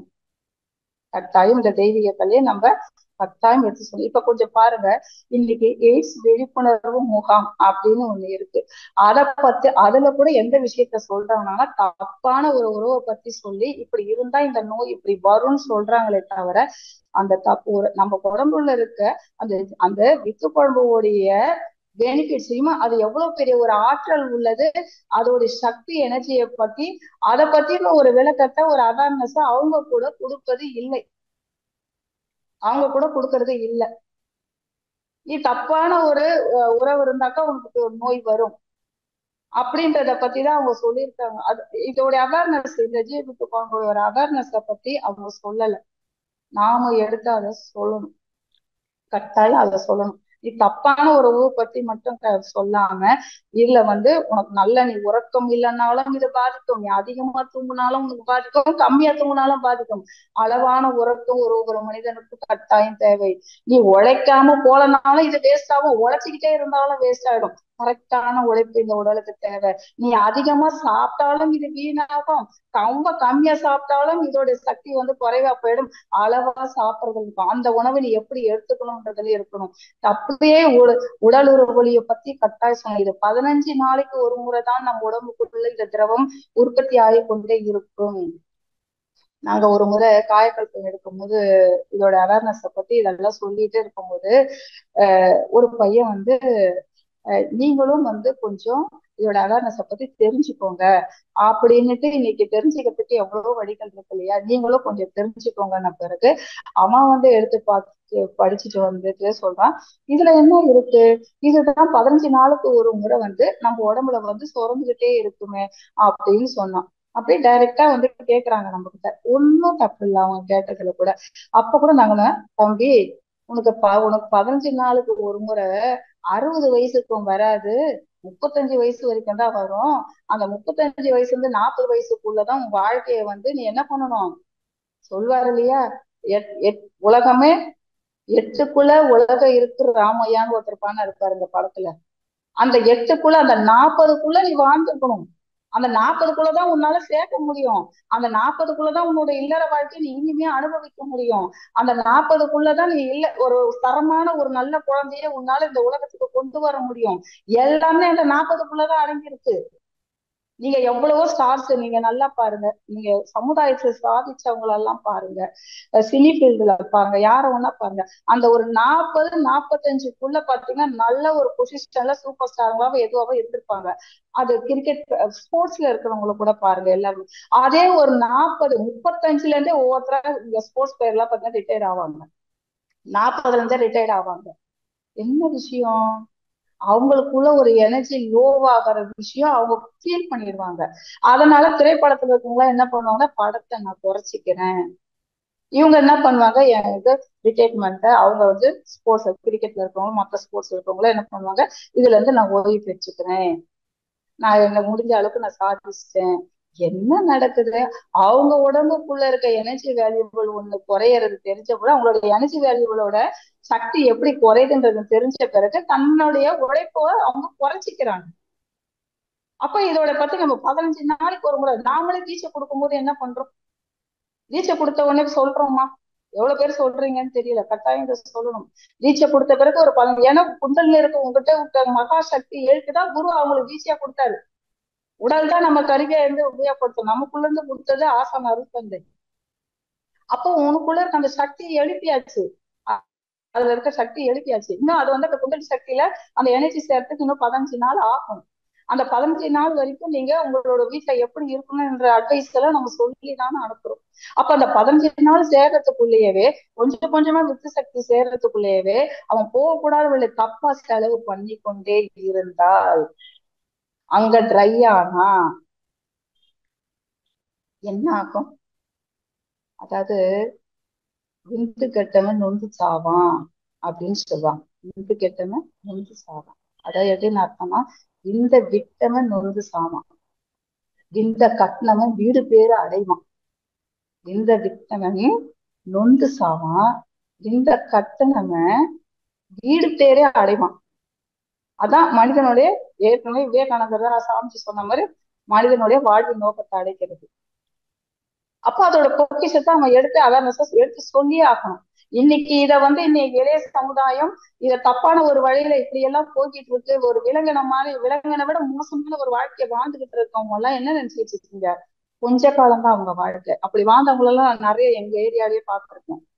அவங்க வாழ வேண்டிய வயசுல வாழக்கூடாத போகக்கூடாத செயல்ல இப்படி எல்லாம் இஷ்டத்துக்கு போனவங்க எல்லாம் பாத்தீங்கன்னாக்கா இன்னைக்கு அவங்க வயசு 40 கூட இல்ல, கண்ணீர் அஞ்சு போஸ்டர்ல தான் இருக்கிறாங்க எல்லாருமே. வாழ்க்கையே வாழ முடியாது, அவனால என்ன பண்ணுவான் அவன், வாழறதுக்கு அவன் உடம்புல இருக்க தேவையான சக்தியை தேவையில்லாத வகையில செலவழிக்கும் பொழுது அவனால வேற வேற வேற வாழ்க்கையை வாழ்றதுக்கு அவன் கையில ஒண்ணுமே இல்லை. சம்பாதிக்கிறதுக்கும் உடம்புல தெம்பு இல்லை. ஒருத்தர் ஒரு கல்யாணம் பண்ணி ஒரு வாழ்க்கையை நல்லா வாழலாம், நம்ம வாழ்க்கை எல்லாரும் மாதிரியும் சமுதாயத்தை வாழணும்னா உடம்புல ஒண்ணுமே இல்லை. இப்பயே எப்படி ஆயிடுச்சு பாத்தீங்களா, அன்னைக்குதான் காலத்தோட பயிர் செய்யணும், காலத்தோட கல்யாணம் பண்ணாங்க. ஆனா இன்னைக்கு எப்படி இருக்கு, இன்னைக்கு எப்படி இருக்கு, எல்லாமே லேட்டா மேரேஜ் பண்ணிக்கிறாங்க. லேட்டா மேரேஜ் பண்ணிக்கும் போது அவங்களுக்கு குழந்தை குழந்தை பாக்கியமும் இன்னைக்கு குழந்தை பேரும் கம்மியாயிடுது. அதுக்கப்புறம் எனக்கு வேண்டாம் ரெண்டுன்னாங்க, ரெண்ட ஒண்ணுன்னாங்க.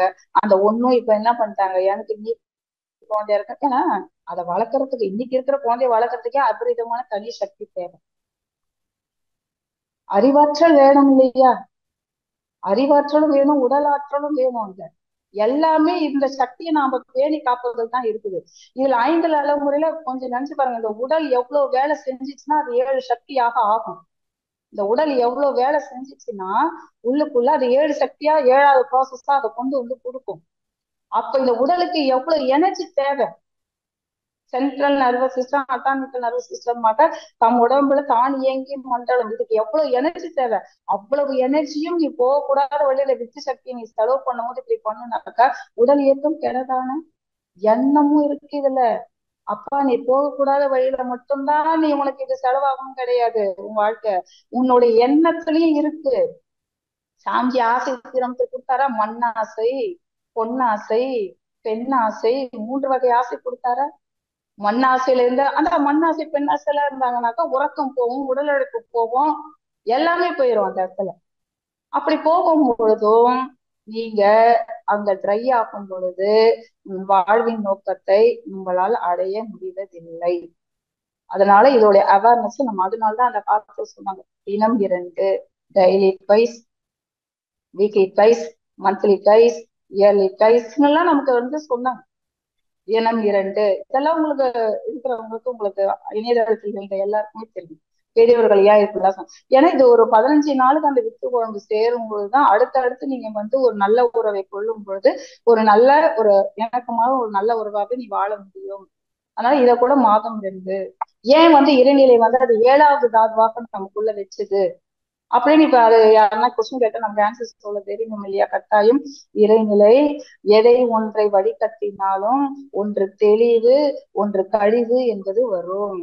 அப்போ நான் ரசம், ரத்தம், கொழுப்பு, எலும்பு, எச்சென்று ஒரு 7வது தாழ்வாக ஒரு தூய ஒரு சக்தி அங்க கிடைக்கும் போது அந்த சக்தியிலிருந்து உருவாகக்கூடிய ஒரு வித்திலிருந்து உருவாகக்கூடிய ஒரு தலைமுறை ஒரு நல்ல தலைமுறையாக வரும் பொழுது அது அதனால இந்த அவனும் நல்லா வாழ்வான், அந்த குடும்பத்தையும் நல்லா வாழ வைப்பான், சமுதாயத்தையும் நல்லா வாழ வைப்பான், சமுதாயத்துக்கு ஒரு நல்ல பிரஜையாக நமக்கு கிடைக்கும்.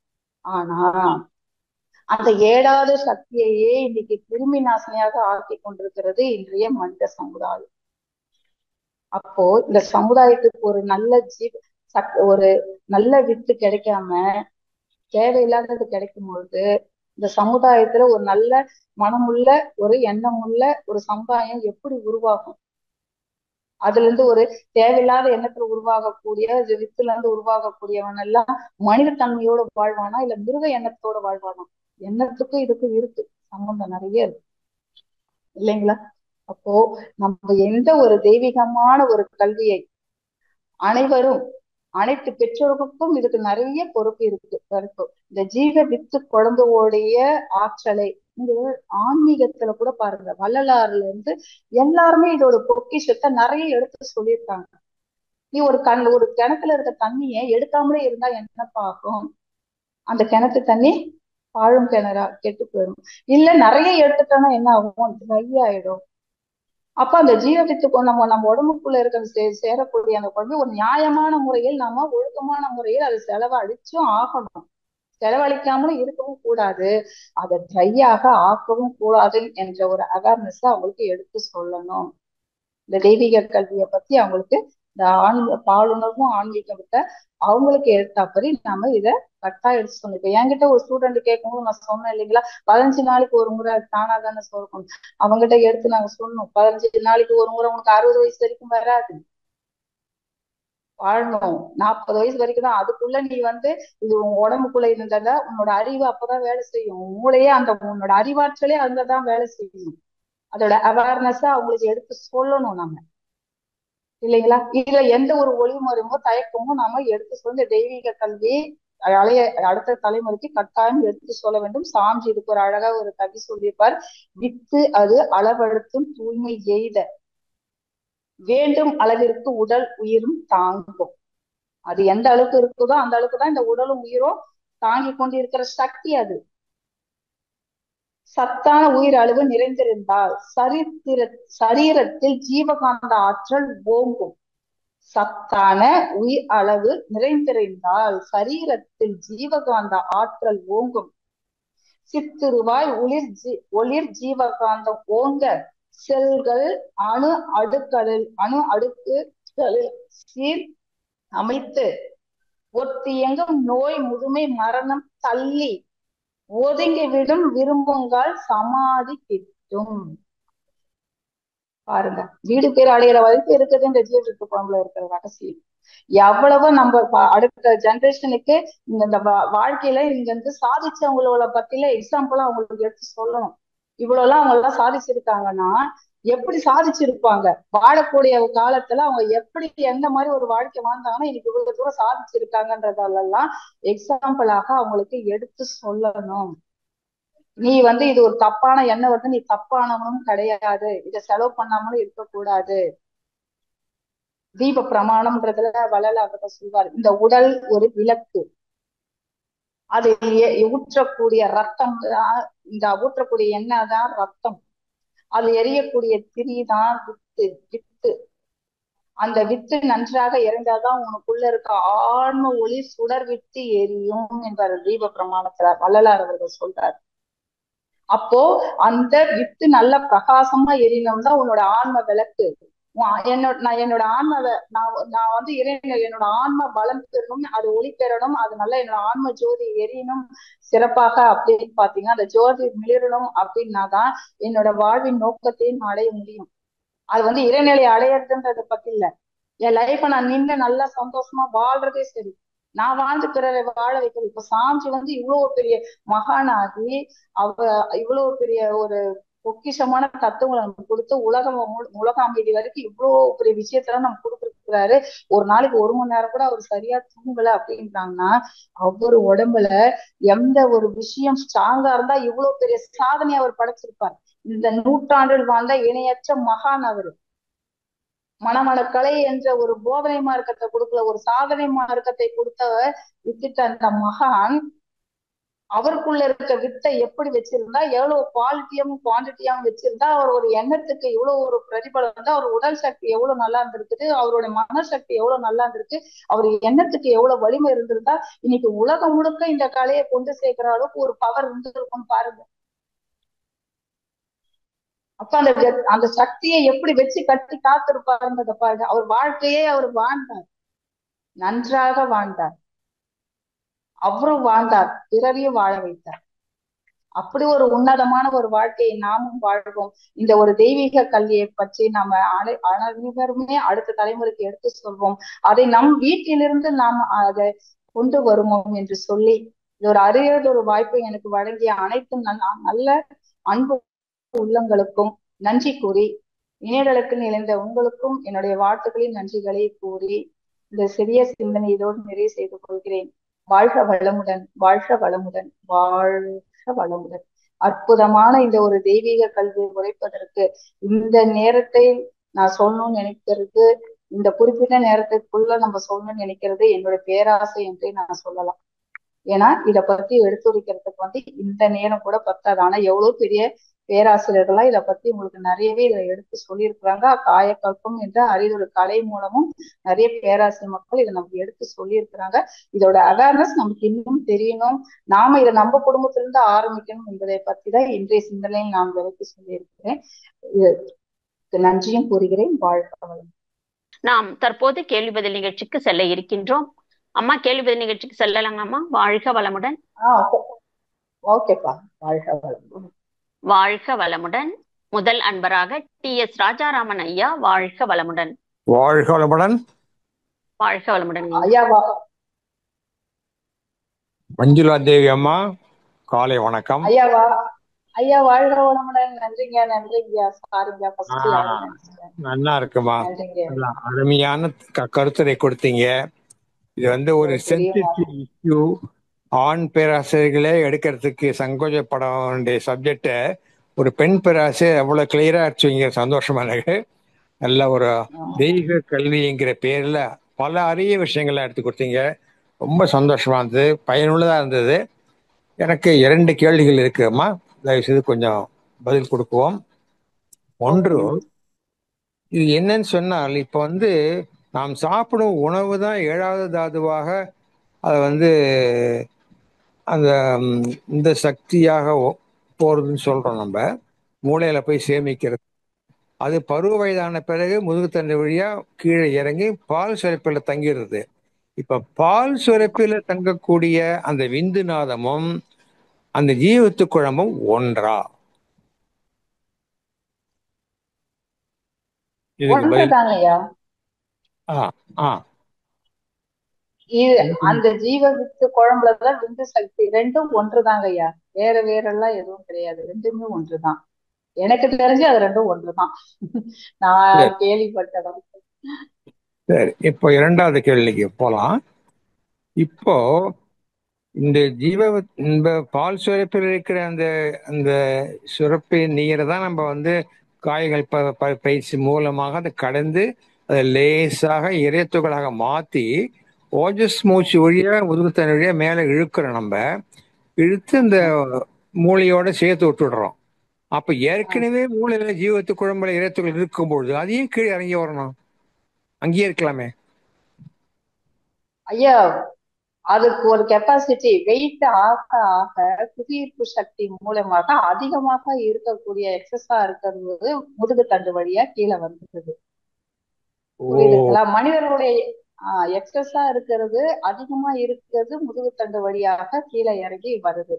எல்லாமே எல்லாம் வந்துடாது. அந்த எல்லா நம்ம உடல் முழுக்க இருக்கு வித்து சக்தி எல்லா இடத்தும் அதே மாதிரி மூளையிலே இருக்கதான் செய்யுது. மனிதர்களுடைய எண்ண ஓட்டம் இப்படி அவருடைய 5 அளவுமுறை மீறல் மூலம் நம்மளுடைய ட்ரை உடம்புல இருக்க உடம்புல இருக்க சக்தி வித்து சக்தி ட்ரை ஆவது போல மூளையில இருக்கிறதும் ட்ரை ஆகும்.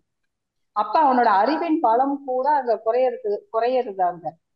அப்ப என்ன பண்ணுது, இந்த ஓஜஸ் போடும் போது இங்க கீழே இருக்க சக்தி எடுத்து நம்ம அந்த மூளைக்கு செலுத்த நம்மளுடைய அறிவாற்றல் திறன் நல்லாவே இருக்குங்க. அது சரிம்மா, நல்ல தகுந்த சரியான பதில் கொடுத்தீங்கம்மா. நன்றிம்மா. வாழ்க வளமுடன். நன்றிங்க. வாழ்க வளம். வாழ்க வளமுடன். மிக்க நன்றிகள் அம்மா. வாழ்க வளமுடன். அடுத்த அன்பராக வளர்மதி அம்மா அவர்கள். வாழ்க வளமுடன்.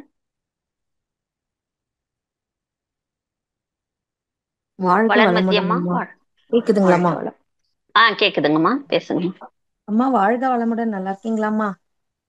அம்மா வாழ்க வளர்மதி, சென்னை மயிலாப்பூர் மன்றத்துல இருந்து பேசுறேம்மா. ரொம்ப ரொம்ப ரொம்ப அருமை. தெய்வீக கல்வின்னொடனே நான் வந்து நம்ம மனவளக்கலையே ஒரு தெய்வீகம்தான். என்ன கொடுக்க போறாங்க அம்மான்னு ரொம்ப யோசிச்சேன். நம்ம காயக்கல்ப பயிற்சி ரொம்ப சிறப்பா, ஒரு சந்தேகமும் இல்லை. அதாவது எனக்கு ரொம்ப கவலையா இருக்கும். இந்த குழந்தைங்க, இந்த யங்கர் ஜெனரேஷனுக்கு தான் இதை நம்ம கொண்டு போய் சேர்க்கணும். நாங்களும் முடிஞ்ச வரைக்கும் மயிலாப்பூர் ஸ்கூல்ஸ்க்கு எல்லாம் போய் சொல்லி கொடுத்துட்டு இருக்கோம். ரொம்ப சிறப்பா எந்த கொஸ்டின் கேட்டாலும் அவங்க இப்படி கேட்டுட்டாங்களே அப்படின்ட்டு நம்ம அருவருப்பு படவும் கூடாது. அவங்க கேட்கிற கொஸ்டினுக்கு தேங்காய் உடைச்ச மாதிரி டக்குன்னு நம்ம அசால்ட்டா பதில் சொன்னாதான் இது ஒரு பெரிய விஷயமே இல்லை, ஒரு சாதாரணமா எல்லாருக்கும் நடக்கக்கூடிய விஷயம் தான்றத அவங்களுக்கு புரிய வச்சிருக்கணும். இப்படி எல்லாம் ஸ்கூல் போற இடத்துல இப்ப என்னுடைய அனுபவத்தை கூட இங்க நான் ஷேர் பண்ணிக்கிட்டேன் பாருங்க. என்கிட்ட ஒரு பையன் கேட்ட ஒரு விஷயம் அவளுக்கு நான் விளக்கமா சொல்லியாச்சு. நீ போய் சர்ச் பண்ணி பார்த்துட்டு, அவன் சர்ச் பண்ணி பாணிட்டு வந்து என்கிட்ட கேட்கறான். 15 நாளைக்கு ஒரு முறைதான் வருமே, அப்புறம் என்னன்னு கேட்கறான். அப்ப நான் உடனே தப்பா நினைக்கல, அந்த குழந்தை கரெக்டா கேட்டுது. அதுக்கு நான் கரெக்டா ஒரு அது இவ்வளவு வயசு வரைக்கும் தான் வரும், அதுக்கப்புறம் வராது. அப்ப என்ன பண்ணுவேன் என்எஸ்சிக்கு? அப்ப நம்ம இந்த சினி ஃபீல்ட்ல இருந்து நம்ம கிரிக்கெட் பிளேயர்ல இருந்து எல்லாம் ஏன் ரிட்டையர் ஆறாங்க, ஏன் ஒரு வயசுக்கு அப்புறம் படத்தை குறைச்சிக்கிறாங்க, எல்லாத்தையுமே அவங்களுக்கு புரிய வைக்கணும் எல்லாமே. இன்னைக்கு இருக்கிற ஆமா இதெல்லாம் அவங்களுக்கு ஏத்த மாதிரி பேசினாதான்ப்பா அதெல்லாம் அவங்க லெவலுக்கு நாம இறங்கி அவங்களா மாறி பேசும்போது அதை கட்டாயம் உணர்ந்துருவாங்க. கண்டிப்பா. நானும் ஒரு ஆசிரியரை தாமா இருந்தேன் 10 வருடமா. ஆனா ரொம்ப நம்மளுடைய மனவளக்கல ஆசிரியர்களுக்கு சொல்ல வார்த்தையே இல்லை. நம்ம மகரிஷியோட இது அப்படியே ரொம்ப இன்னைக்கு வந்து ரொம்ப கருத்துள்ள பயனுள்ள ஒரு செஷனா இருந்துச்சு. இத ஒண்ணு பதிவு பண்றதுக்கு தாம்மா, எந்த ஒரு டவுட்டும் இல்லை. அக்கா பொண்ணுக்கு வந்து கல்யாணம் ஆகி 2 வருடமா குழந்தை இல்லை. இத்தனைக்கும் சின்ன வயசுலதான் மேரேஜ் பண்ணோம். அப்புறம் நான் அப்ப மனவளக்கலையில இருந்த அண்ணி தான் இருந்தாங்க. அப்ப வந்து இந்த காயக்கல்பத்தை கத்து கொடுத்து அடுத்த வருஷமே அவளுக்கு குழந்தை பிறந்துடுச்சு. அதை பதிவு பண்றதுக்கு தான் நான் வந்து வெரி இந்த குட்மா. காயக்கல்பம். இணையதளத்தில் உள்ள அனைவருமே இதை கேட்கட்டும். கண்டிப்பா கண்டிப்பாமா. நானும் நிறைய எக்ஸாம்பிளுக்கு வெளியில போகும்போதெல்லாம் நானும் சொல்லுவேன். நம்ம கண்டிப்பா. மண்டலத்துல இதோட மிரக்கல்லாம் நிறைய நடந்தது. அதுதான் அப்படி ஒரு நமக்கு ஒரு குரு கிடைச்சிருக்கிறதுக்கு நம்ம செஞ்ச பாக்கியம் தான் சொல்லணும். ரொம்ப சிறப்பா இருந்துச்சு. சாதாரண குரு இல்லம்மா அவரு. கண்டிப்பாமா. அவர் சாதாரண குருவே கிடையாது. இப்பெல்லாம் பயிற்சி பண்ணலன்னா சாப்பிடறதுக்கே பிடிக்கல. நான் 2020 தான் வந்தேன். அந்த கொரோனா டைம்ல அந்த அருட்காப்போட ஒரு சக்தியை நான் உணர்ந்தேன். இப்போ ஒரு 2 வருஷமா ஃபர்ஸ்ட் எல்லாம் வந்து ஒரு இதுவா தான் இருந்தேன் நானு. பண்ணலாம் பண்ணல அப்படின்னு தான் இருந்தேன். ஆனா இப்போ ஒரு 2 வருஷமா பயிற்சி, காயக்கல்பம், தவம், இது 3. ஆனா சாந்தி தவம் தான் கொஞ்சம் வரலைங்கம்மா. அது எப்படி புரியல எனக்கு. அம்மா அது நம்ம பார்க்காத இடம், நம்ம கண்ணுல பார்க்காத இடம் நமக்கு ஏன்னா இந்த புலன்கள் உன்னை பார்த்ததெல்லாம் பிடிச்சுக்கிட்டு அதை வந்து கண்ணை மூடி நினைக்க சொன்னா நினைக்கும். புலன்கள் அப்படிதான் பழகி இருக்கும் இல்லையா. கண்டிப்பாமா. பார்க்காத ஒண்ணு வந்து சட்டுன்னு வராது. அதுக்குதான் நமக்கு வந்து அஸ்வினி முத்திரை போடுங்க. போட்டுட்டு போட்ட இடத்துல ஏன் மனசு வைங்க. ஒரு 10 அஸ்வினி போட்டு விட்டுட்டு அந்த போட்ட எந்த இடத்த போட்டீங்களோ அது அங்கேயே நினைச்சு பாருங்கன்னு சொல்றது. அப்படி இல்லைன்னா நம்மளுடைய மலத்வாரத்தை நாம அப்படியே நினைச்சுக்கிட்டே இருந்தோம்னா கூட நம்ம பார்ப்பது கண்ணை மூடி பார்ப்பது ஒரு மலத்வாரம், அந்த உணர்வு வர இடம். போவது காந்தம், அந்த உள்ள செல்லக்கூடிய காந்தம் அந்த சாந்திய ஃபீல் பண்ண வச்சிரும். இப்ப ஆர்கினே நமக்கு டச் கொடுத்தாங்க, போய் யாரும் கிளாண்ட கை வைக்கல, உருவ மட்டிலும் மேல நெத்தில தானே கை வச்சாங்க. உங்க மனம் என்ற காந்தம் உள்ள போய் தானே உயிர் உணர்வை நாங்க ஃபீல் பண்ணீங்க. அதே மாதிரிதான் சாந்தி. நீங்க அஸ்வினி முத்திரை போட்ட இடத்தையே என்ன பண்றங்க, அஸ்வினி முத்திரை போட்டுட்டு அந்த போட்ட இடத்தையே கண்ணை மூடி பாருங்க. அப்படியே போக போக உள்ள ஃபீல் பண்ண ஆரம்பிச்சிருவீங்க நல்லா. சரிங்கம்மா, மிக்க நன்றிம்மா. நன்றிம்மா. வாழ்க வளமுடன்ம்மா. வாழ்த்துக்கள். வாழ்க வளமுடன். நன்றிகள் அம்மா. அடுத்த அன்பராக கீதா சுரேஷ். வாழ்க வளமுடன். வாழ்க வளமுடன் அம்மா. அம்மா வாழ்க வளமுடன். அம்மா உங்களுடைய ஸ்பீச் ரொம்ப நல்லா இருந்துச்சுமா. நான் ஆக்சுவலி இங்கிலீஷ்ல டிப்ளமா, அட்வான்ஸ் டிப்ளமா கோர்ஸ் பண்ணிருக்கிறேன். தமிழ் கேக்குறேன், புரியுது. கொஞ்சம் பேசுறது கொஞ்சம் வித்தியாசமா இருக்கும், மன்னிச்சுங்கோ. உங்க இப்போ ரொம்ப கலியுகத்துல என்ன ப்ராப்ளம் ஆயின்னு இருக்கு. இதுக்கெல்லாம் இந்த வேதாத்ரி மகர்ஷி கான்செப்ட் போனா யாரு தப்பு பண்ண மாட்டாங்கோமா. இது ரொம்ப இம்பார்ட்டன்ட் எல்லாருக்கும். ஸோ எல்லாரும் யாரு நாங்க இது ட்ரைனிங் பண்ணிருக்கிறோம், அட்லீஸ்ட் ஒரு 10 பேருக்கு சொல்லி கொடுத்தா எவ்வளோ சேஞ்சஸ் ஆகும். ரொம்ப நல்லா இருந்துச்சு. நான் கேக்குறது என்னன்னா, இப்போ இந்த ஸ்கூல் காலேஜஸ்க்கு எல்லாம் போய் பண்றோம் இல்லையாமா, அப்போ கேர்ள்ஸ் செப்பரேட் பாய்ஸ் செப்பரேட் பண்ணி சொல்லி கொடுக்கணுமா, இல்லைன்னா கம்பைன் பண்ணணுமா? Because it is very sensitive class இல்லையாமா, அதுக்கு தான் கேக்குறேன். அப்புறமா எஸ்விஎஃப் அந்த வேர்ட் யூஸ் பண்ணலாமா, இல்லைன்னா ஜீவ ரசம் சொல்லலாமா? அது வர டவுட் இருந்துச்சுமா. ஒரு ட்ரைனிங்ல அப்படி சொன்னாங்கோ, அதுக்கு தான் கேட்குன்னு இருக்கிறேம்மா. நீங்க ஸ்டூடெண்ட்டுக்கு கொண்டு செல்லும் பொழுது ஃபர்ஸ்ட் அவங்களோட ஃபீலிங்க தப்பு இல்லைன்றத அவங்களுக்கு ஃபீல் பண்ண வச்சிருங்க. உடனே நம்ம ஏதோ தப்பு, அப்பதான் உங்ககிட்ட ஃப்ரீயா அவங்க மூவ் பண்ணுவாங்க. அத இந்த ஸ்பீச்ல கூட உங்களுக்கு சொல்லி இருப்பேன் இல்லைங்களா. இந்த வயசு அப்போ நீ சினிமா பாட்டெல்லாம் சொல்லலாம், நீ பார்த்துட்டு போனாலும் பார்க்காத போனாலும் பார்த்துக்கிட்டே தான் இருப்ப, நீ எது எது வேணான்றமோ அதெல்லாம் செய்ய தோணும், இது ரொம்ப சாதாரணமான ஒரு விஷயம் அப்படின்றத சொல்லிட்டு நீங்க வைட்டல் ஃப்ளூயிட் அப்படின்னு நீங்க சொல்லலாம். அதுல ஒண்ணும் தப்பு இல்லை. பசங்களுக்கு அத புரிஞ்சுப்பாங்க. வைட்டல் ஃப்ளூயிட்னு சொல்லுங்க. ஓட்டோம்மா, தேங்க்யூம்மா, ரொம்ப நன்றி. சான்ஸ் கொடுத்ததுக்கும் நன்றிம்மா. ஆஹ் அருள் பேராற்றல் கருணையினால் உடல் நலம் நீலாயுள் நிறை செல்வம் உயர்ப்புகள் மெய்ஞானம் ஓங்கி வாழ்க வளமுடன் வாழ்க ரொம்ப வளமுடன் வாழ்க வளமுடன் அம்மா. அழகா வாழ்த்துறீங்கம்மா. ரொம்ப நன்றி. வாழ்க வளமுடன். தேங்க்யூ. வாழ்க வளமுடன் கீதாம்மா, வாழ்த்துக்கள். அழகான தமிழ்ல பேசுனீங்க. வாழ்க வளமுடன். நன்றிகள் அம்மா. அழகா சொன்னாங்கம்மா. வாழ்க வளமுடன். அடுத்த அன்பராக ஓசூரிலிருந்து சங்கர் ஐயா அவர்கள். வாழ்க வளமுடன். அம்மா வாழ்க வளமுடனுங்கம்மா. நன்றி. வாழ்க வளமுடன்மா.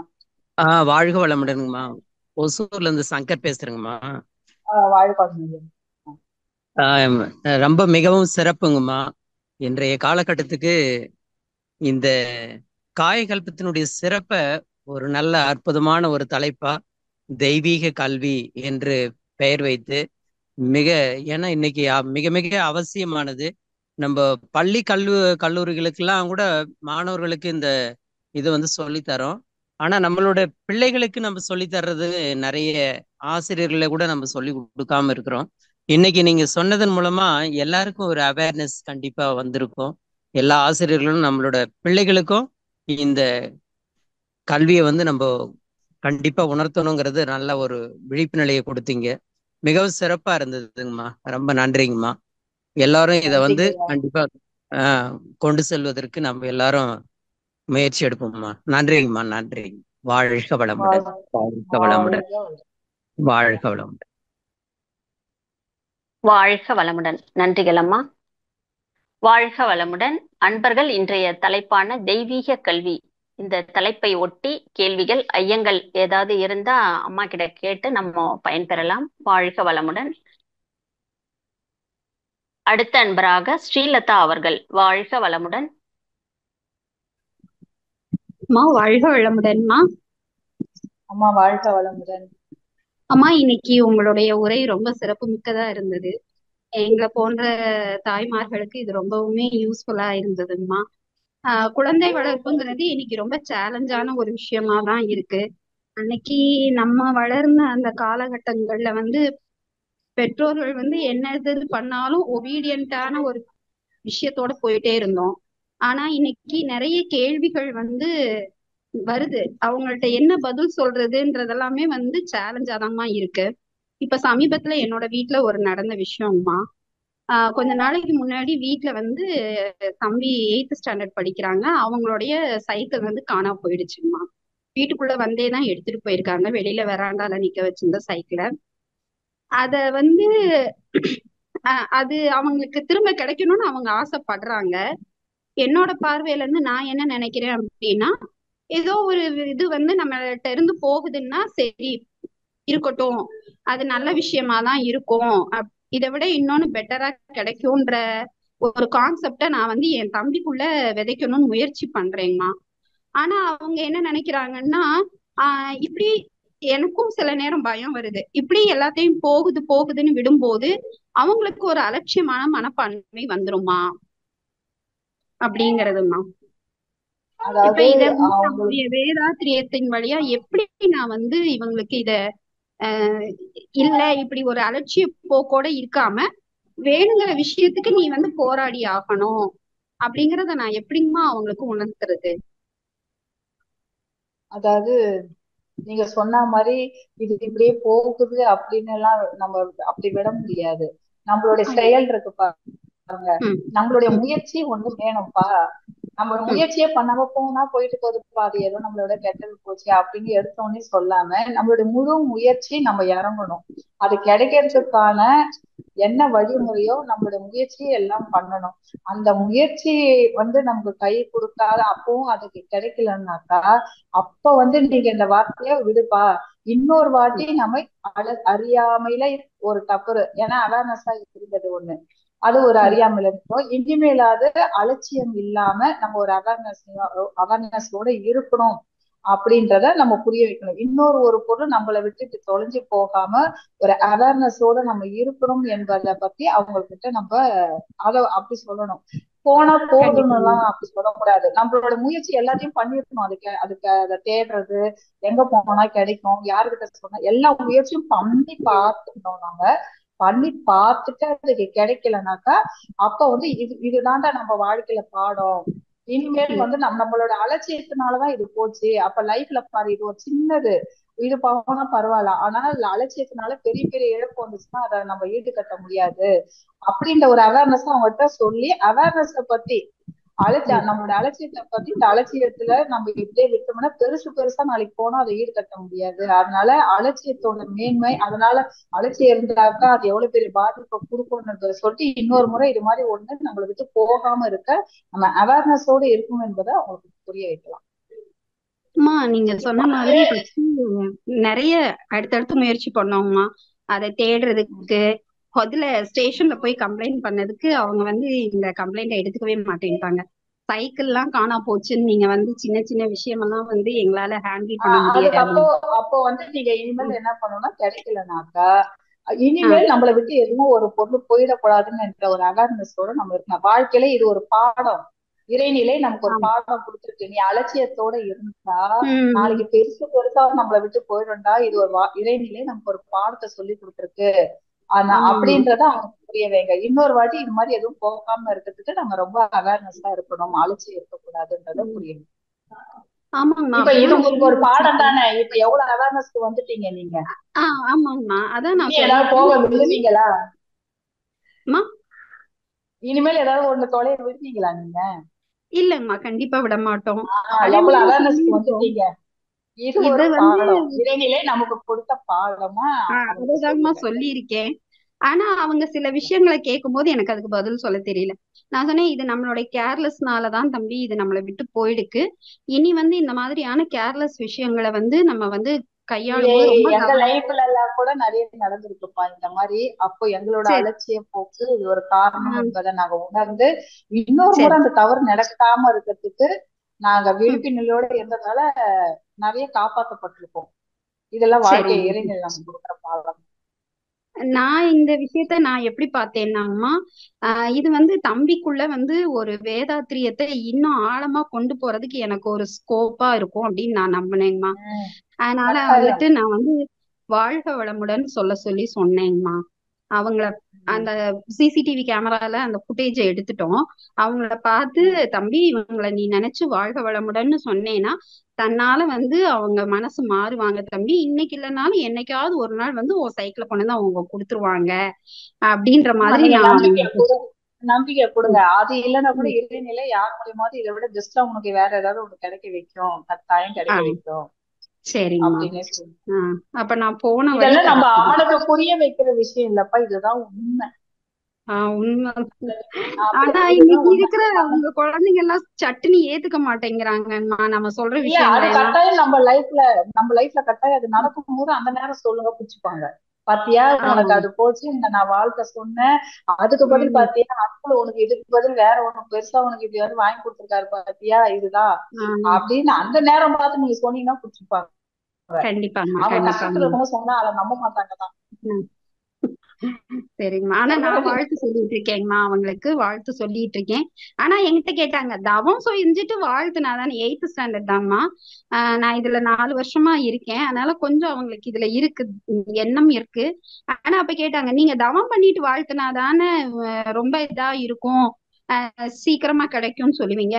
நான் தவமே பண்றது இல்லையே, நான் எப்படி வாழ்த்துனா கிடைக்குமா அப்படின்னு என்கிட்ட கேட்டாங்க. நீ வாழ்த்தும் போது அவங்க மேல கோபம் இல்லாம நீ வாழ்த்தணும் தம்பி. அந்த அண்ணன் மேல கோபப்பட்டுட்டு நீ வாழ்த்துனேன்னா எப்படி, சங்கடத்தோட அப்படின்னு சொல்லியிருக்கேங்கம்மா. கட்டாயம் கட்டாயம் அப்படிலாம் சொல்லுங்கப்பா, நல்லா வருவாங்க. அவங்களுக்கு இன்னொன்னு பெஸ்டா கிடைக்கும் பாருங்க, அப்ப அவன் ஃபீல் பண்ணிடுவான். இன்னொரு அந்த பெஸ்டா கிடைக்க கூட நல்லா பாத்துக்குவான் அவேர்னஸோட. ஓகேங்கம்மா, ஓகேங்கம்மா. ரொம்ப நன்றிங்கம்மா. இன்னைக்கு இதை யாருக்கிட்ட நம்ம கேட்டு நம்ம தெளிவு பெறதுன்னு நான் யோசிச்சுட்டே இருந்தேங்கம்மா. இன்னைக்கு உங்களுடைய ஸ்பீச் எனக்கு ரொம்பவுமே உதவியா இருந்ததுங்கம்மா. நன்றிங்கம்மா, ரொம்ப நன்றி. வாழ்க வளமுடன். வாழ்க வளமுடன். அடுத்த அன்பராக சுகன்யா அம்மா அவர்கள். வாழ்க வளமுடன்.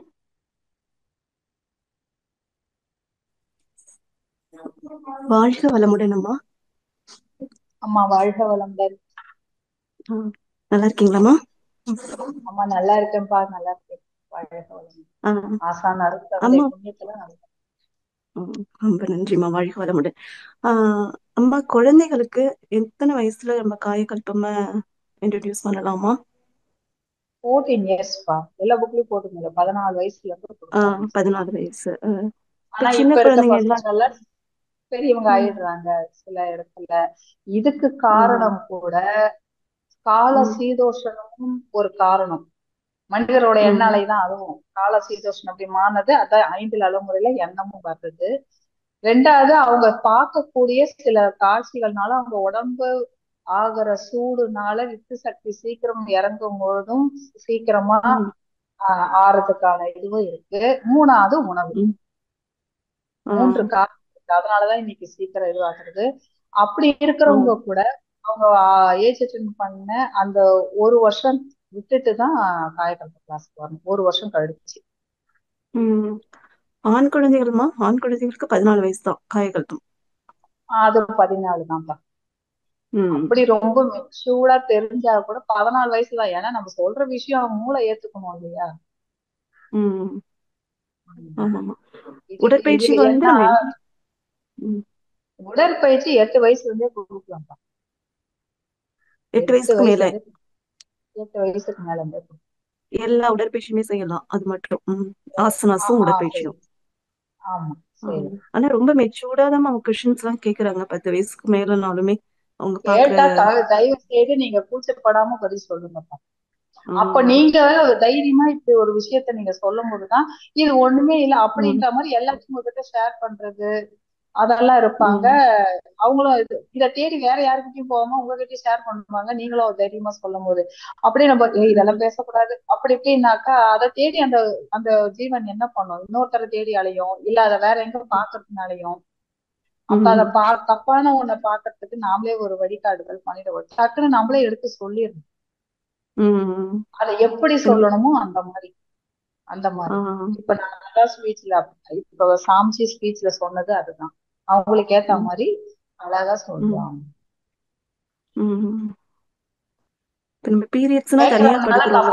நீங்க கேக்குறதுனால தப்பா மட்டும் அவங்களுக்கு நினைக்கவே நினைக்காது. குழந்தைங்க நம்மள இப்படி கேட்டுச்சுன்னு நினைச்சு சந்தோஷப்படுங்க. குழந்தைங்க கரெக்ட் தான். முடிஞ்ச அளவு கேக்குறாங்க. நமக்கு அந்த பதில் தான் எப்படி சொல்ல தெரியல. அந்த குழந்தைங்க நம்ம கிட்ட வந்து இத ஓப்பனா கேட்டாங்கன்றது நம்ம சந்தோஷப்படணும். அதனால நீங்க அதுக்கு ஆன்சரை கரெக்டா சொல்லுங்க. ஆமா, குழந்தைங்களை வந்து தனியா படுக்க வச்சா அதுக்கும் இப்பெல்லாம் வந்து கொஞ்சம் சண்டைக்கு வராங்கதான். நாமெல்லாம் அப்படி இருந்தோம் சின்னப்போ. இப்ப வந்து எல்லாமே பெட்ல ஒரே மாதிரிதான் யூஸ் பண்றாங்க. தனியா படுக்க சொன்னா அதெல்லாம் அவங்களுக்கு பிடிக்கும். அதுக்கான விளக்கத்தையும் நம்ம சொல்லணும். அப்பா இத வந்து நீ நினைக்கிற தப்பா நினைக்கிற மாதிரி தீர்த்துன்ற மாதிரி இல்லப்பா, உங்ககிட்ட இருந்து ஜீவகாந்தம் இப்போ வேஸ்ட் ஆகுது. நீ வேஸ்ட் ஆகும்போது இருக்கிறது எங்க கிட்ட இருந்து அது இழுக்கும் போது நாங்க டயர்ட் ஆகுறோம். உன் எனர்ஜி வேஸ்ட் ஆகும்போது என்னோட எனர்ஜி உங்ககிட்ட இருக்கும்போது நாங்க டயர்ட் ஆகுறோம் இல்லையா? நீங்க ரெஸ்ட் எடுக்கலாம். அம்மாக்கு நிறைய வேலை இருக்கு, அதனாலதான் இப்படி படுக்க வைக்கிறோம், தப்பா நினைக்காதீங்கன்னு சொல்லுங்க. அது புரிஞ்சு அவங்க ஒரு சிலர் வந்து புரிஞ்சுப்பாங்க, ஒரு சிலர் லேட்டாவும் புரிஞ்சுப்பாங்க. அப்படி இல்ல எனக்கு பயமா இருக்கு அப்படின்னா ஒன்னும் தப்பு இல்லை. நீங்க ஒன்னாவே படுத்து காலைல புரிஞ்சுக்கலாம்.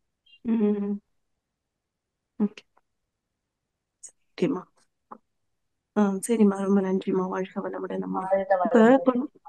குழந்தைகள் எல்லாம் நம்ம அழைச்சிட்டு ஆழியா இருக்கு இப்போ லீவ்னா கூட போகலாம். போய் ஜஸ்ட் 2 நாள் ஸ்டே பண்ணி நீங்க போன் பண்ணி கேட்கணும் குழந்தைங்களை கூட்டு வரத பத்தி. அங்க ஆபீஸ் ஆழியார்ல ஆபீஸ்ல போன் பண்ணி கேளுங்க. அவங்க ஏதாவது சொல்லுவாங்க அதுக்கு ஆன்சர். குழந்தைங்க எல்லாம் கூட்டு வரலாமா என்னன்றதெல்லாம். சரிம்மா, நான் கேட்டுக்கிறேம்மா. கேட்டீங்கன்னாக்கா சொல்லிடுவாங்க. வாழ்க வளமுடன். நன்றிம்மா. வாழ்க வளமுடன். வாழ்க வளமுடன்.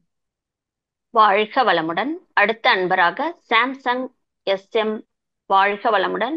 SMMI M146 வாழ்க வளமுடன். உங்க பேரையும் ஊரையும் பதிவு பண்ணிட்டு உங்க கேள்வி கேட்கலாங்க. வாழ்க வளமுடன். வாழ்க வளமுடன். நன்றிங்கம்மா. ஒசூர்ல இருந்து ஜெயக்குமாரி பேசுறேங்கம்மா. வாழ்க வளமுடன். வாழ்க வளமுடன்மா. அம்மா வாழ்க வளமுடன்மா. மிகவும் ஒரு சிறப்பான இந்த காலத்திற்கு ஏற்ற ஒரு கட்டாயமான ஒரு கல்விமா நீங்க எடுத்த இன்னைக்கு உள்ள ஒரு சிந்தனை உரை வந்து ஒவ்வொரு பேரண்ட்ஸும் எப்படி நடந்துக்கணும் குழந்தைங்க கிட்டன்றத ரொம்ப சிறப்பா சொன்னீங்கம்மா. அந்த பிரச்சனை அது இப்ப உள்ள பாத்தீங்கன்னா நீங்க சொன்ன மாதிரி சீக்கிரம் மெச்சூர்ட் ஆயிடுறாங்க. இதுக்கு காரணம் மொபைல் போன் சொல்லலாம் இல்லைங்களா? மேக்சிமம் அந்த மொபைல் போனை அதிகமா பாக்குறதுனாலதான் அந்த மாதிரி பிரச்சனை வருதுன்றது என்னோட கருத்துமா. உண்மைதானம்மா அது? உண்மையேதான்ப்பா, கட்டாயம் உண்மைதான்ப்பா அது. அதுதான் அது ஒண்ணு மீடியா அவங்க ஒண்ணு. அதுல அதுல பாக்குற தப்பான விஷயம் மட்டும் கிடையாது. அதுல எந்த விஷயம் பார்த்தாலும் அதிகமா மொபைல் போன் பார்த்தாலே ஓகே ஆமா அவங்களுக்கு. ஆமா ஆமா. ஆமா. எனக்கு ஒரு சந்தேகமா, ரொம்ப சிறப்பா அந்த பாலுணர்வை பத்தி தெளிவா சொன்னீங்க. அதாவது ஜென்ஸு கூட சொல்றதுக்கு யோசிக்கிற விஷயத்த நீங்க தெளிவா சொன்னீங்க. அது உண்மைதான். பேரண்ட்ஸ் ஒவ்வொரு நிலையிலயும் அந்த அப்பா முதிர்ச்சி அடைகிற உண்மையை சொல்லணும்னா நான் ரொம்ப ஷை டைப்பு. ரொம்ப ரொம்ப ஷை டைப்பு. தெரியும். இப்ப கோயில்ல இருக்க சிலையெல்லாம் பார்க்கும்போது நான் ரொம்ப அருவருப்பட்டிருக்கேன். நான் சீன். ஆனா எந்திக்க ஆசான் அருள் தம்பியோட காயக்கல்பத்தை நான் கத்துக்கிட்டணும், இதோட அவேர்னஸ தெரிஞ்சுக்கிட்டணும். அன்னில இருந்து நான் எந்த ஸ்டூடெண்ட் கூட என் டாக்டர் கிட்ட வரைக்கும் ஏன்னா கேளுனே நான் சொல்லிடுறது. நான் கேளுன்னு. அப்புறம் எப்படிப்பா இத பத்தி நம்மளும் எடுத்து சொல்லணும். அதுதானே சாமிஜி வந்து நம்மள உருவாக்கி இருக்காரு. ஆமா ஆமாமா. எனக்கு இப்ப எல்லாம் கூச்சப்படுறது இல்லம்மா. காலேஜ் ஸ்கூல்ல எல்லாம் இந்த காய்கல்பத்தை பத்தி பேசும்போது பாத்தீங்கன்னா நீங்க சொன்ன மாதிரி அது குரு தானே எடுக்கிறாரு. அதனால அவர் என்ன சொல்றாரோ அதுதான்ற மனநிலைக்கு போயிடுது மனசு. அந்த நீங்க சொன்ன மாதிரி அந்த கோயில்லாம் பாத்தீங்கன்னா அந்த சிலையெல்லாம் பார்க்கும்போது நீங்க சொன்ன எனக்கும் அந்த நிலையெல்லாம் முதல்ல இருந்தது. அப்புறம் நீங்க இப்ப சொல்லும் போதுதான் அந்த காலத்துல அவ்வளவு தெளிவுபடுத்தி எல்லாமே புரிய வச்சிருக்காங்க. ஆனா அதை நம்ம தெளிவா பிள்ளைங்களுக்கு எடுத்து சொல்றதுக்கான ஒரு வாழ்க்கை கல்வி, பாலுணர்வு கல்வி என்பது காலேஜஸ்லயும் ஸ்கூல்லயும் கிடையாது, குடும்பத்திலயும் கிடையாது இல்லைங்களா? அது இருந்தா ஒரு தெளிவா ஓரளவுக்கு சொன்னா கூட குழந்தைங்க புரிஞ்சுக்கிட்டு அதோட அருமையை அறியும் போது அவங்க கண்டிப்பா வந்து சிறப்பா இருப்பாங்க இல்லைங்களா? அந்த நிலை வரணுமா, கூடிய சீக்கிரம் வரணுமா. ரொம்ப சிறப்புமா. ஆமாமா. எனக்கு எனக்கு எங்க பேத்திக்கு வந்து இப்ப 13 வயசு ஆகுதுமா. ரன்னிங்கு செப்டம்பர் வந்தா 13 முடியுது. ஏஜ் அட்டன் பண்ணி 1.25 வருஷம் ஆயிடுச்சுமா. ஸ்டூடெண்ட் கேம்ப் அனுப்பலான்னு இருக்கிறோம். நீங்க அதுக்கு என்ன சொல்றீங்கம்மா? அனுப்பலாங்களா இல்ல நெக்ஸ்ட் இயர் அனுப்பலாங்களா? அனுப்பலாமாப்பா. 1.25 வருஷம் ஆயிடுச்சுன்னு சொல்றீங்க இல்லையா? ஆமா ஆமாங்கம்மா. 14 வயசுல இருந்து அனுப்புனா ரொம்ப நல்லது. ஏன்னா கொஞ்சம் சொல்ற விஷயத்த அந்த மூளை ஏத்துக்கணும்ல. குழந்தை மாதிரியே இருந்தா. ஆனா நீங்க எப்படி போனாலும் அந்த கருமையத்துல போய் அவங்க அங்க போய் கிளாஸ்லயே தூங்குனா கூட அவங்க இருக்கிற விஷயம் கருமையத்துல. ஏன்னா இதோடைய இது வந்து அங்க கேம்ப்ல போயிட்டு வந்தவங்க எல்லாம் நான் பாத்துருக்கிறேன். பாதி நேரம் நாங்க கிளாஸ்ல தூங்கணும்னு சொல்லுவாங்க. ஆனா அவங்க கிட்ட ஒரு மாற்றத்தை நான் பாத்துருக்கிறேன். ஏன்னா கருமையத்துல ரெக்கார்ட் ஆயிடுது அவங்களுக்கு. நீங்க அனுப்பலாம்ப்பா. ஓகேம்மா. ஏன்னா ஒரு சிலர் அனுப்பலான்றாங்க, ஒரு சிலர் ஆமா ஒரு சிலர் வேண்டாங்கிறாங்க. எனக்கு அதாவது மகிழ்ச்சி கிட்ட சொல்லி வாழ்த்திட்டே இருந்தா நீங்க அப்படி இல்ல. நீங்க வந்து இப்ப அந்த பாப்பா உங்க பாப்பா எப்படி இருக்கான்றது உங்களுக்கு தெரியும். ரொம்ப குழந்தை மாதிரி இருக்காங்களா இல்ல கொஞ்சமாவது மெச்சூர்டா புரிஞ்சுக்கிற மாதிரி இருக்காங்களா அப்படின்னாக்கா நீங்க அனுப்பிச்சு.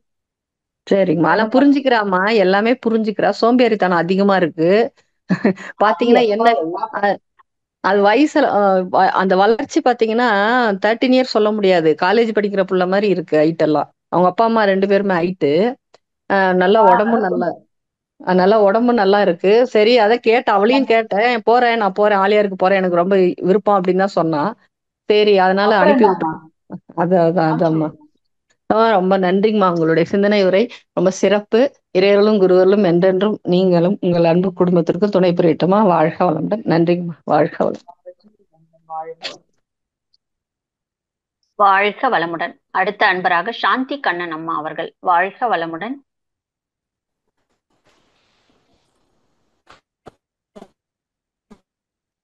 வாழ்க வளமுடன்மா.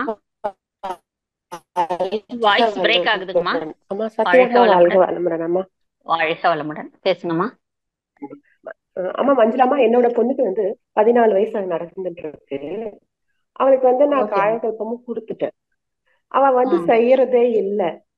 டைம் கிடைக்கும் போது ஆனா செய்யறா. அவளோட டவுட் என்னன்னா, நான் மூலாபந்தம் போடுறேன் எல்லாம்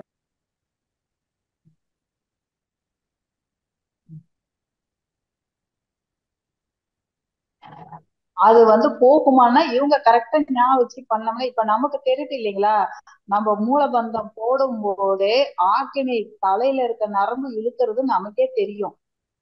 நம்ம உணர்ந்து செய்யும் போது அதை பார்த்துருக்கீங்களா, ஒரு அஸ்வினி முத்திரைக்கும் அடுத்த அஸ்வினி முத்திரைக்கும் அந்த ஒரு 4 செகண்ட் நீங்க 1 2 3 5 வரைக்கும் சொல்லிட்டு அந்த ஒரு 5 செகண்ட் சொல்லிட்டு விட்டு விட்டு பண்ணீங்கன்னா அந்த நரம்பு உக்கம்ன்றது நெத்தி வரைக்கும் இழுக்கிறதே நமக்கு நல்லா தெரியும். அந்த மாதிரி. ஆனா அதை ஃபீல் பண்றதுக்கு என்னை பொறுத்த வரைக்கும் எனக்கே கொஞ்சம் வருஷம் ஆச்சு. ஏன்னா நான் போடுற அந்த அஸ்வினி முத்திரையில தப்பு பண்ணிருக்கேன். ஒரு அஸ்வினி முத்திரைக்கும் அடுத்த அஸ்வினி முத்திரைக்கும் ஒரு செகண்ட வந்து கரெக்டா பண்ணல. அந்த செகண்டோடய போட்டாங்கன்னா அவங்களே ஃபீல் பண்ண ஆரம்பிச்சிருவாங்க. அதை பண்ணிட்டு அதுக்கப்புறம் மூளைபந்தம் பண்ணிட்டு அதை ஏற்றுறது மூளை செல்கள்ல விறுவிறு விறுவிறுன்னு இருக்கும். நம்ம அதை ஓஜஸ் போடும் போது மூளை செல்கள்ல அதை அவங்க ஃபீல் பண்ண ஆரம்பிச்சிருவாங்க. அப்ப அவங்களுக்கே தெரிஞ்சிடும், ஓ இது ஏறுதுதான் இது போகுதுதான் அப்படின்றத அவங்களே ஃபீல் பண்ண ஆரம்பிச்சிருவாங்க. நீங்க அதை சொல்லுங்க, ஒரு அஸ்வினி முத்திரைக்கும் அடுத்த அஸ்வினி முத்திரைக்கும் உள்ள செகண்ட் கணக்கு இப்படி சொல்லி பண்ண சொல்லுங்க.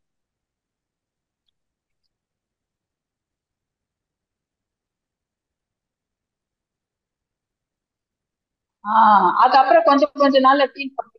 அது என்ன தெரியுங்களா, தொடர்ந்து பண்ணாதான் சக்தி. நம்ம விட்டு விட்டு பண்ணாங்கன்னு வச்சுக்கோங்க, அது ஃபீல் பண்றது. என்னுடைய அனுபவமே பாத்தீங்கன்னாக்கா நானே அதை ஃபீல் பண்றதுக்கு கொஞ்சம் வருஷமே ஆச்சுன்னே சொல்லலாம். ஏன்னா எனக்கு அதை ஒன்னே நான் மனசு நல்லா அதுல வைக்கல. அந்த செகண்ட் கணக்குல தப்பு பண்ணிருக்கேன். அதை ரெண்டும் கரெக்டா பண்ணும்போது கரெக்டா ஃபீல் பண்ண ஆரம்பிச்சிட்டேன். கரெக்ட் தான்ப்பா அப்படிலாம் செய்யாது. கேக்குதுப்பா கேக்குது. உங்க வாய்ஸ் நடுவுல ரொம்ப லோவா போயிட்டு வந்தது.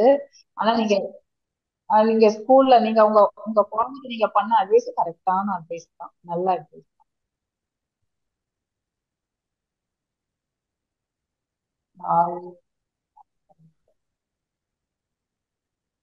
வாழ்க வளமுடன்மா.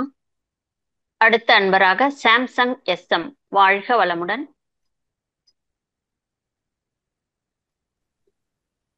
வாழ்க வளமுடன். உங்க பேரையும் ஊரையும் பதிவு பண்ணிட்டு பேசலாங்க. மௌன கிளாஸ் அட்டெண்ட் பண்ணலாமா? அப்ப நல்ல நல்ல சிறந்த சொற்பொழிவு ஆற்றினீங்க. இந்த பால் உணர்வு, இந்த காயக்கல்பம்லாம் ரொம்ப பிரமாதமா இந்த மாதிரி எளிய முறையில எல்லாருக்கும் புரியுற மாதிரி சொல்லியிருக்கீங்க. பேரன் கிளாஸுக்கு அனுப்பணும் பாக்குறேன்.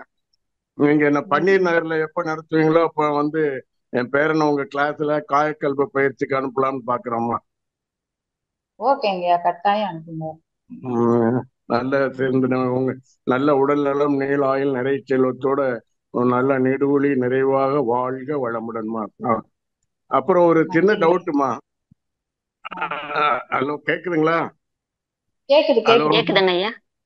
நம்ம இது கபாலபாதி பண்ணும்போது மூச்சை இழுத்து அந்த இதுல போது நம்ம மூலபந்தத்தை நிக்க முடியலையே, அது ஒரு செகண்டுக்கு மேல ஒண்ணு இருக்க மாதிரி இருக்குங்க.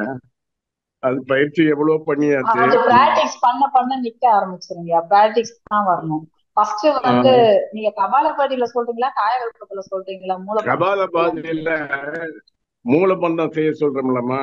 மூலபந்தத்திலேயே இருக்க முடியல கம்ப்ளீட்டா. அந்த பீரியட் பூரா மூலபந்தத்துல இருக்க முடியல, ஒரு செகண்டுக்கு மேல நிக்கலையே. அது கொஞ்சம் பிராக்டிஸ் பண்ண வந்துடும். மூச்சை விடும் போதே நீங்க லூசா விட்டுருவீங்க. அது வந்து பிராக்டிஸ் பண்ண வந்துடும். ஓகேம்மா, ஓகே. வேற ஒண்ணுமா? வாழ்க வளமுடன், வாழ்க வளமுடன். வாழ்க வளமுடன் ஐயா. ஐயா உங்க பேரை தெரிஞ்சுக்கலாங்க ஐயா? வாழ்க வளமுடன். மோகன்தாஸ். மோகன்தாஸ். வாழ்க வளமுடன் ஐயா. நன்றிகள் ஐயா. நன்றிகள் அம்மா. வாழ்க வளமுடன். அடுத்த அன்பராக செவ்வேல் ஐயா அவர்கள். வாழ்க வளமுடன். வாழ்க வளமுடன்மா. வாய்ப்பு கொடுத்ததுக்கு நன்றி அம்மா. வாழ்க வளமுடன் அம்மா. நம்ம அந்த விந்துநாத சக்திய தரமா நம்ம வச்சுக்கிறதுக்கு நம்ம என்னென்ன வழிகள் செய்யலாமா? நாம அறிவுள்ள குழந்தைய பெற்றெடுக்கணும்னா இன்னும் நம்ம என்னென்ன வழிகள் செஞ்சா அந்த குழந்தை அறிவுள்ள குழந்தையாக இருக்காம்மா? குழந்தை பிறக்கிறதுக்கு முன்னாடியே வேணா காயக்கல்ப பயிற்சி பண்ணீங்கன்னா கருவிலே திருவுடையார் பிறக்கும். பிறந்ததுக்கு அப்புறம் அந்த விந்துநாள் சக்தி நல்லா இருக்கிறதுக்கு 5 அளவு முறையை பின்பற்றினாலே போதும். அது நல்லா இருக்கும். குவாலிட்டி குவான்டிட்டியோட நல்ல அறிவாற்றலோட இருப்பதற்கு நம்மளோட காயக்கல்ப பயிற்சியை பண்ணோம்னா போதும்.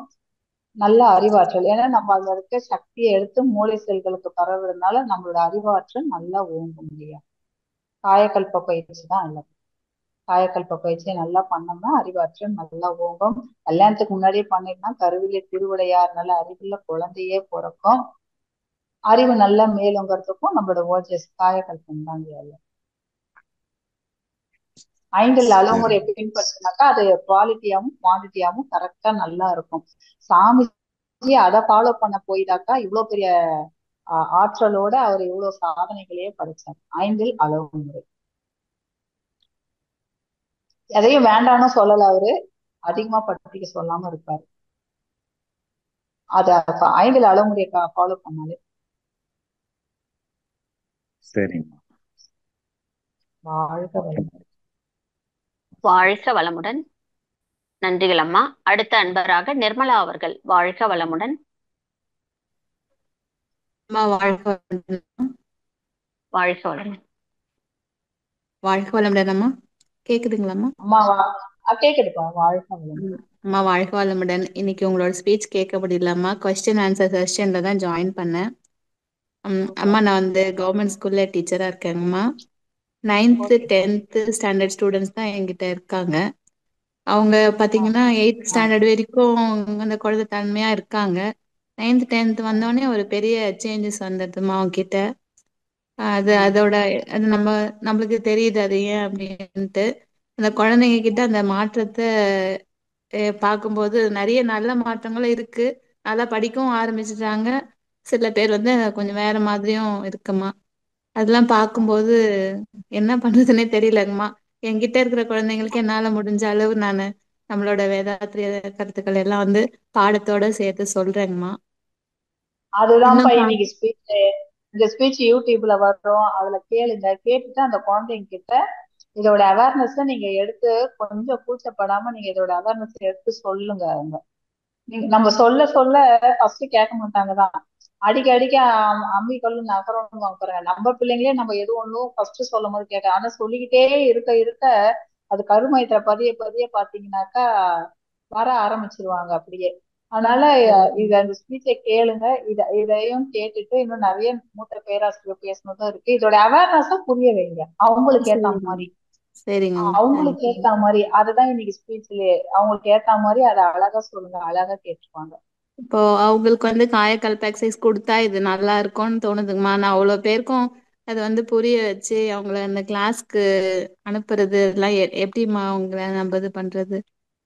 உங்க ஏரியால இருக்க மன்றத்துங்களுடைய ஹெல்ப் கேளுங்கப்பா. அங்க இருக்க பேராசிரியர்களை கூப்பிட்டு எடுக்க சொல்லுங்க இதோட அவேர்னஸ். அதே மாதிரி இப்ப இன்னைக்கு ஸ்பீச்சை கேளுங்க. ஸ்டூடெண்ட்டுங்களுக்கு எப்படி கொண்டு போகணும், அவங்களுக்கு ஏத்த மாதிரி அதை பேசி அதோட அவேர்னஸ் எப்படி சொல்ல வைக்கணும்ன்றத நீங்க இதையும் கேளுங்க. உங்களுக்கு இதை விட பெஸ்டா இருந்துச்சுன்னாக்கா இன்னும் மூத்த பேராசிரியர் பேசணும் அவங்களுக்கு ஏத்த மாதிரி சொல்லுங்க. அந்த வேல்யூபிள் அந்த லிக்விடோட வேல்யூபிள சொல்லி இது இருந்தானா இன்னைக்கு இருக்கிறவங்க அதை சரியா செயல்படுத்தாதவங்க எப்படி எல்லாம் போயிருக்காங்க, அதை நல்லா உபயோகப்படுத்தினவங்க இன்னைக்கு எப்படி எல்லாம் நல்ல நிலைமைக்கு வந்திருக்காங்கன்றத பத்தி எல்லாம் சொன்னீங்கன்னா புடிச்சிருவாங்க அவங்க. சரிங்கம்மா. சொல்லிக்கிட்டே வர இப்ப நீங்க இந்த கிளாஸ்லயே விட்டா கூட அது அவங்களுக்கு கிட்ட ஓடிக்கிட்டே இருக்கும் மைண்ட்ல. அப்ப ஒரு தப்பு பண்ணும் போது அதுல இருந்து வெளில வருவாங்க அவங்க. அந்த அவேர்னஸ் வந்துடும் அவங்களுக்கு. சரிங்கம்மா. நான் இந்த கிளாஸ் இத கேக்குறேம்மா. யூடியூப்ல கேட்டுட்டு சொல்றேம்மா நான் இதையும். ஒரு குருவா பேரண்ட்ஸ் மட்டும் இல்ல, டீச்சரா இருக்க நீங்களும் எல்லாருக்கும் ஒரு குருவா அவங்க இருக்கணும். தேங்க்யூம்மா. வாழ்க வளமுடன்மா. வாழ்க வளமுடன். நிறைவான அன்பராக காந்திமதி அவர்கள். வாழ்க வளமுடன். அம்மா வணக்கம். வாழ்க வளமுடன் அம்மா. வாழ்க வளமுடன் அம்மா.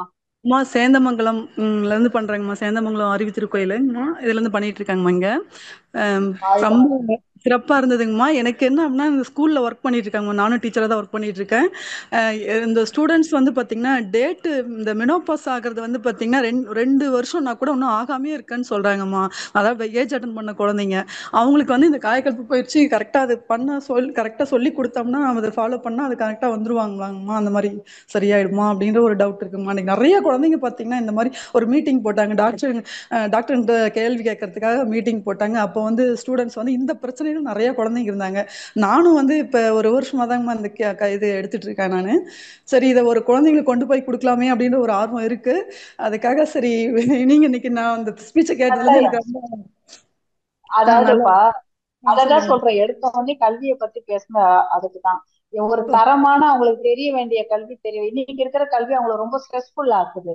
இந்த பொருளாதார கல்வி ஸ்ட்ரெஸ்ஃபுல் ஆகுறதே வந்து பாத்தீங்கன்னா அவங்களுக்கு வந்து பாத்தீங்கன்னா கரெக்டான மந்த்லி அட்வைஸ் ஆக வேண்டியதை அவங்க கரெக்டா மந்த்லி வரக்கூடிய அந்த சிஸ்டம் அவங்களுக்கு ஒழுங்கா ஒர்க் பண்ணதுனால சரியா இல்லைன்னா அவங்க ஸ்ட்ரெஸ்ஃபுல் ஆகிறது தான். அப்ப எந்த கல்வி அவங்க தெரிஞ்சுக்கணும்ன்றத பத்தி நம்ம கட்டாயம் அவங்க சொல்லணும். அப்ப இந்த காயகல்பம் கொடுத்தீங்கன்னா நல்ல ரிசல்ட் இருக்கு. அவங்களுக்கு மந்த்லி இந்த ப்ராப்ளம் கட்டாயம் சரியா அப்படியே இதோட அவேர்னஸையும் சொல்லி அவங்க வந்து புரிய வச்சு அவங்களோட ஒழுக்க பாதைக்கு கொண்டு போறதுக்கும் இது ஈஸியா இருக்கும். கட்டாயம் கொடுங்க இதை. ஓகேங்கம்மா, ரொம்ப நன்றிங்கம்மா. இதை வந்து யூடியூப்லயும் உங்க திரும்பவும் கேட்கறதுக்கு ஒரு வாய்ப்பு இருக்கு இல்லைங்கம்மா? பண்ண முடியும் இருக்குப்பா, அதனாலதான்ப்பா வீடியோ வருது. வாழ்க வளமுடன். ஓகே, ரொம்ப நன்றிங்கம்மா. வாழ்க வளமுடன். மிக சிறப்பாக பண்ணீங்க. நன்றி நன்றி. நன்றிம்மா. வாழ்க வளமுடன். வாழ்க வளமுடன். வளர்மதி அம்மா, மீண்டும் வளர்மதி. வாழ்க வளமுடன்.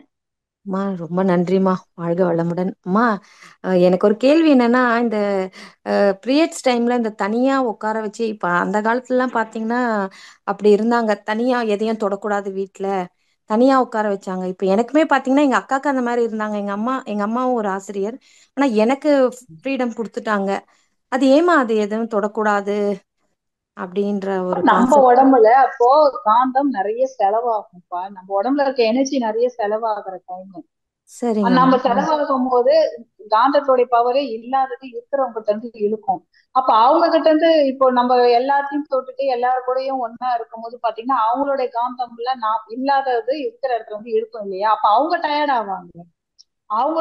அவங்களுடைய யதார்த்த கடமை எல்லாம் பாதிக்கும். அப்போ அவங்களுடைய தினசரி கடமை எல்லாம் அதனால பாதிக்கும். இப்ப அவங்களே வீக்கானவங்களா இருக்கிறாங்கன்னு வச்சுங்க, இன்னும் அதுல இருந்து நாம இழுக்கும் போது அவங்க இன்னும் கொஞ்சம் எனர்ஜி லெவல இன்னும் வீக் ஆயிடுவாங்க. அதனாலதான் அந்த காலத்துல இதெல்லாம் வந்து இதுக்கு பேரு ஒரு தீட்டுன்னு ஒரு பேரை வச்சு தீட்டு மாதிரி. அதுதான் கேட்க வந்தேன். தீட்டு மாதிரி. அது தீட்டுன்னா சொல்ல அப்பா நான் இந்த கிளாஸ்ல ஒரு தீட்டை பத்தி சொல்றத நான் கொஞ்சம் மறந்துட்டேன். அதாவது தீட்டு என்பது பிறந்தா தீட்டு, இறந்தா தீட்டு, தாம்பத்தியம் கொண்டா தீட்டு, பூப்பு எதுனாலும் தீட்டு இப்படின்னாங்களே. இது எப்படி தீட்டாகும்? இந்த ஒரு வரமுறையை நாமளா வடிவமைச்சோம்.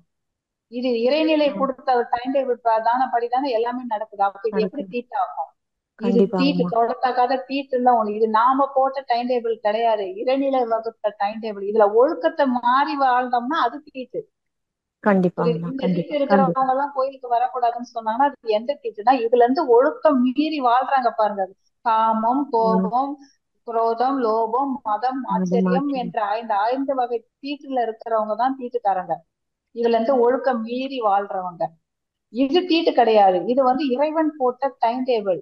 இதுக்கு சயின்டிபிக்கா நீங்க அவங்களுக்கு சொல்லணும்னாக்கா உன் உடம்புல எனர்ஜி லாஸ் ஆகும். அப்போ நீங்க எனர்ஜி இருக்கிறவங்க இருந்து இழுக்கும். அப்போ நாங்களும் டயர்ட் ஆகும். அதனாலதான் உங்களை தனியா படுக்க வைக்கிறாங்க. உனக்கு படுக்க பயமா இருந்துச்சுன்னா விட்டுரு அப்படின்னு சொல்லிட்டு எல்லாம் ஒன்னாவும் படுத்துங்க. ஆனா அதோட ஃபீல் பண்றத அவங்க வந்து ஃபீல் பண்ணுவாங்க கொஞ்ச நாள்ல. எனர்ஜி லாஸ் பத்தி தான், வேற ஒண்ணு. இது தீட்டுன்றதுக்கு ஒதுக்கி வைக்கிறதுக்கு எல்லாம் ஒண்ணும் இல்ல. ஆனா அவங்க எனர்ஜி லெவல் அவங்க ஃபுல் ரெஸ்ட்ல இருந்து எனர்ஜியை சேர்த்துக்கணுன்றதுக்காக தான் அவங்களை தனியா விட்டு நல்ல எனர்ஜியான ஒரு ஃபுட் எல்லாம் கொடுத்து அவங்கள ரெஸ்ட்ல இருக்க சொன்னது. ஆனா இன்னைக்கு அதுவும் மாறிடுச்சு. ஸ்கூலுக்கு போறது வர்றது அவங்களோட எனர்ஜி இன்னும் ரொம்ப மோசமா தான் ஆகுது. கூடுமான வரைக்கும் லீவ் போட்டு வீட்டுல இருக்கலாம். போகக்கூடிய கட்டாயம் இருந்தா மட்டும் இருந்துட்டு மத்த டைம்ல லீவ் போட்டு கூட வீட்டுல இருக்கலாம். இன்னுமே என் ஃப்ரெண்டு பிராமின்மா, அவங்க வெளியில தான் உட்கார வைப்பாரு அவங்க வீட்டுக்காரு. 3 நாள் ரெஸ்ட் எடுத்துக்கிட்டு எல்லாம் அவரு செய்வாங்க. தட்டுல வந்துரும் சாப்பாடு, அழகா உட்கார்ந்துட்டு சாப்பிடுவாங்க. நல்லது, அப்படிதான் இருக்கணும். அது ரொம்ப நல்லது. கரெக்ட். இப்பதான் நீங்க சொன்ன இறைவன் கிட்ட இருந்து ஒதுக்குற தீட்டு கிடையாது. உங்களுக்கு கண்டிப்பா அந்த நேரத்திலே ஒரு ஆபத்து வந்தா இறைவனை கூப்பிட மாட்டீங்களா? இது இறைவனை நினைக்காம இருப்போமா? இது கண்டிப்பாமா இறைவன் போட்ட அதெல்லாம் டைம் டேபிள். அது நீங்க அது வந்து அந்த அளவுக்கு அவங்களை ஒதுக்குறதுக்கு அது தீட்டு கிடையாது. அது அவங்க எனர்ஜி லெவல் லோவா இருப்பாங்க, அவங்களுக்கு நல்ல எனர்ஜி கொடுக்கறதுக்கு ரெஸ்ட், நல்ல ஹெல்த் இதெல்லாம் கொடுத்து பாத்துக்கிறதுக்கு தான் அது. சிறப்பாமா அப்படி மாதிரி நம்மளை யாருன்னா பாத்துக்கிட்டா நல்லா உட்காந்துக்கலாமான்னு தான் இருக்கு. கண்டிப்பாங்கம்மா. வாழ்க வளமுடன் அம்மா. நன்றி அம்மா. வாழ்க வளமுடன். வாழ்க வளமுடன் அம்மா. அம்மா நிறைவு செய்துக்கலாங்களாம்மா? நிறைவு செய்துக்கலாம்ப்பா. வாழ்க வளமுடன். நம் கடமை அறவாழ்வின் நாட்டத்தே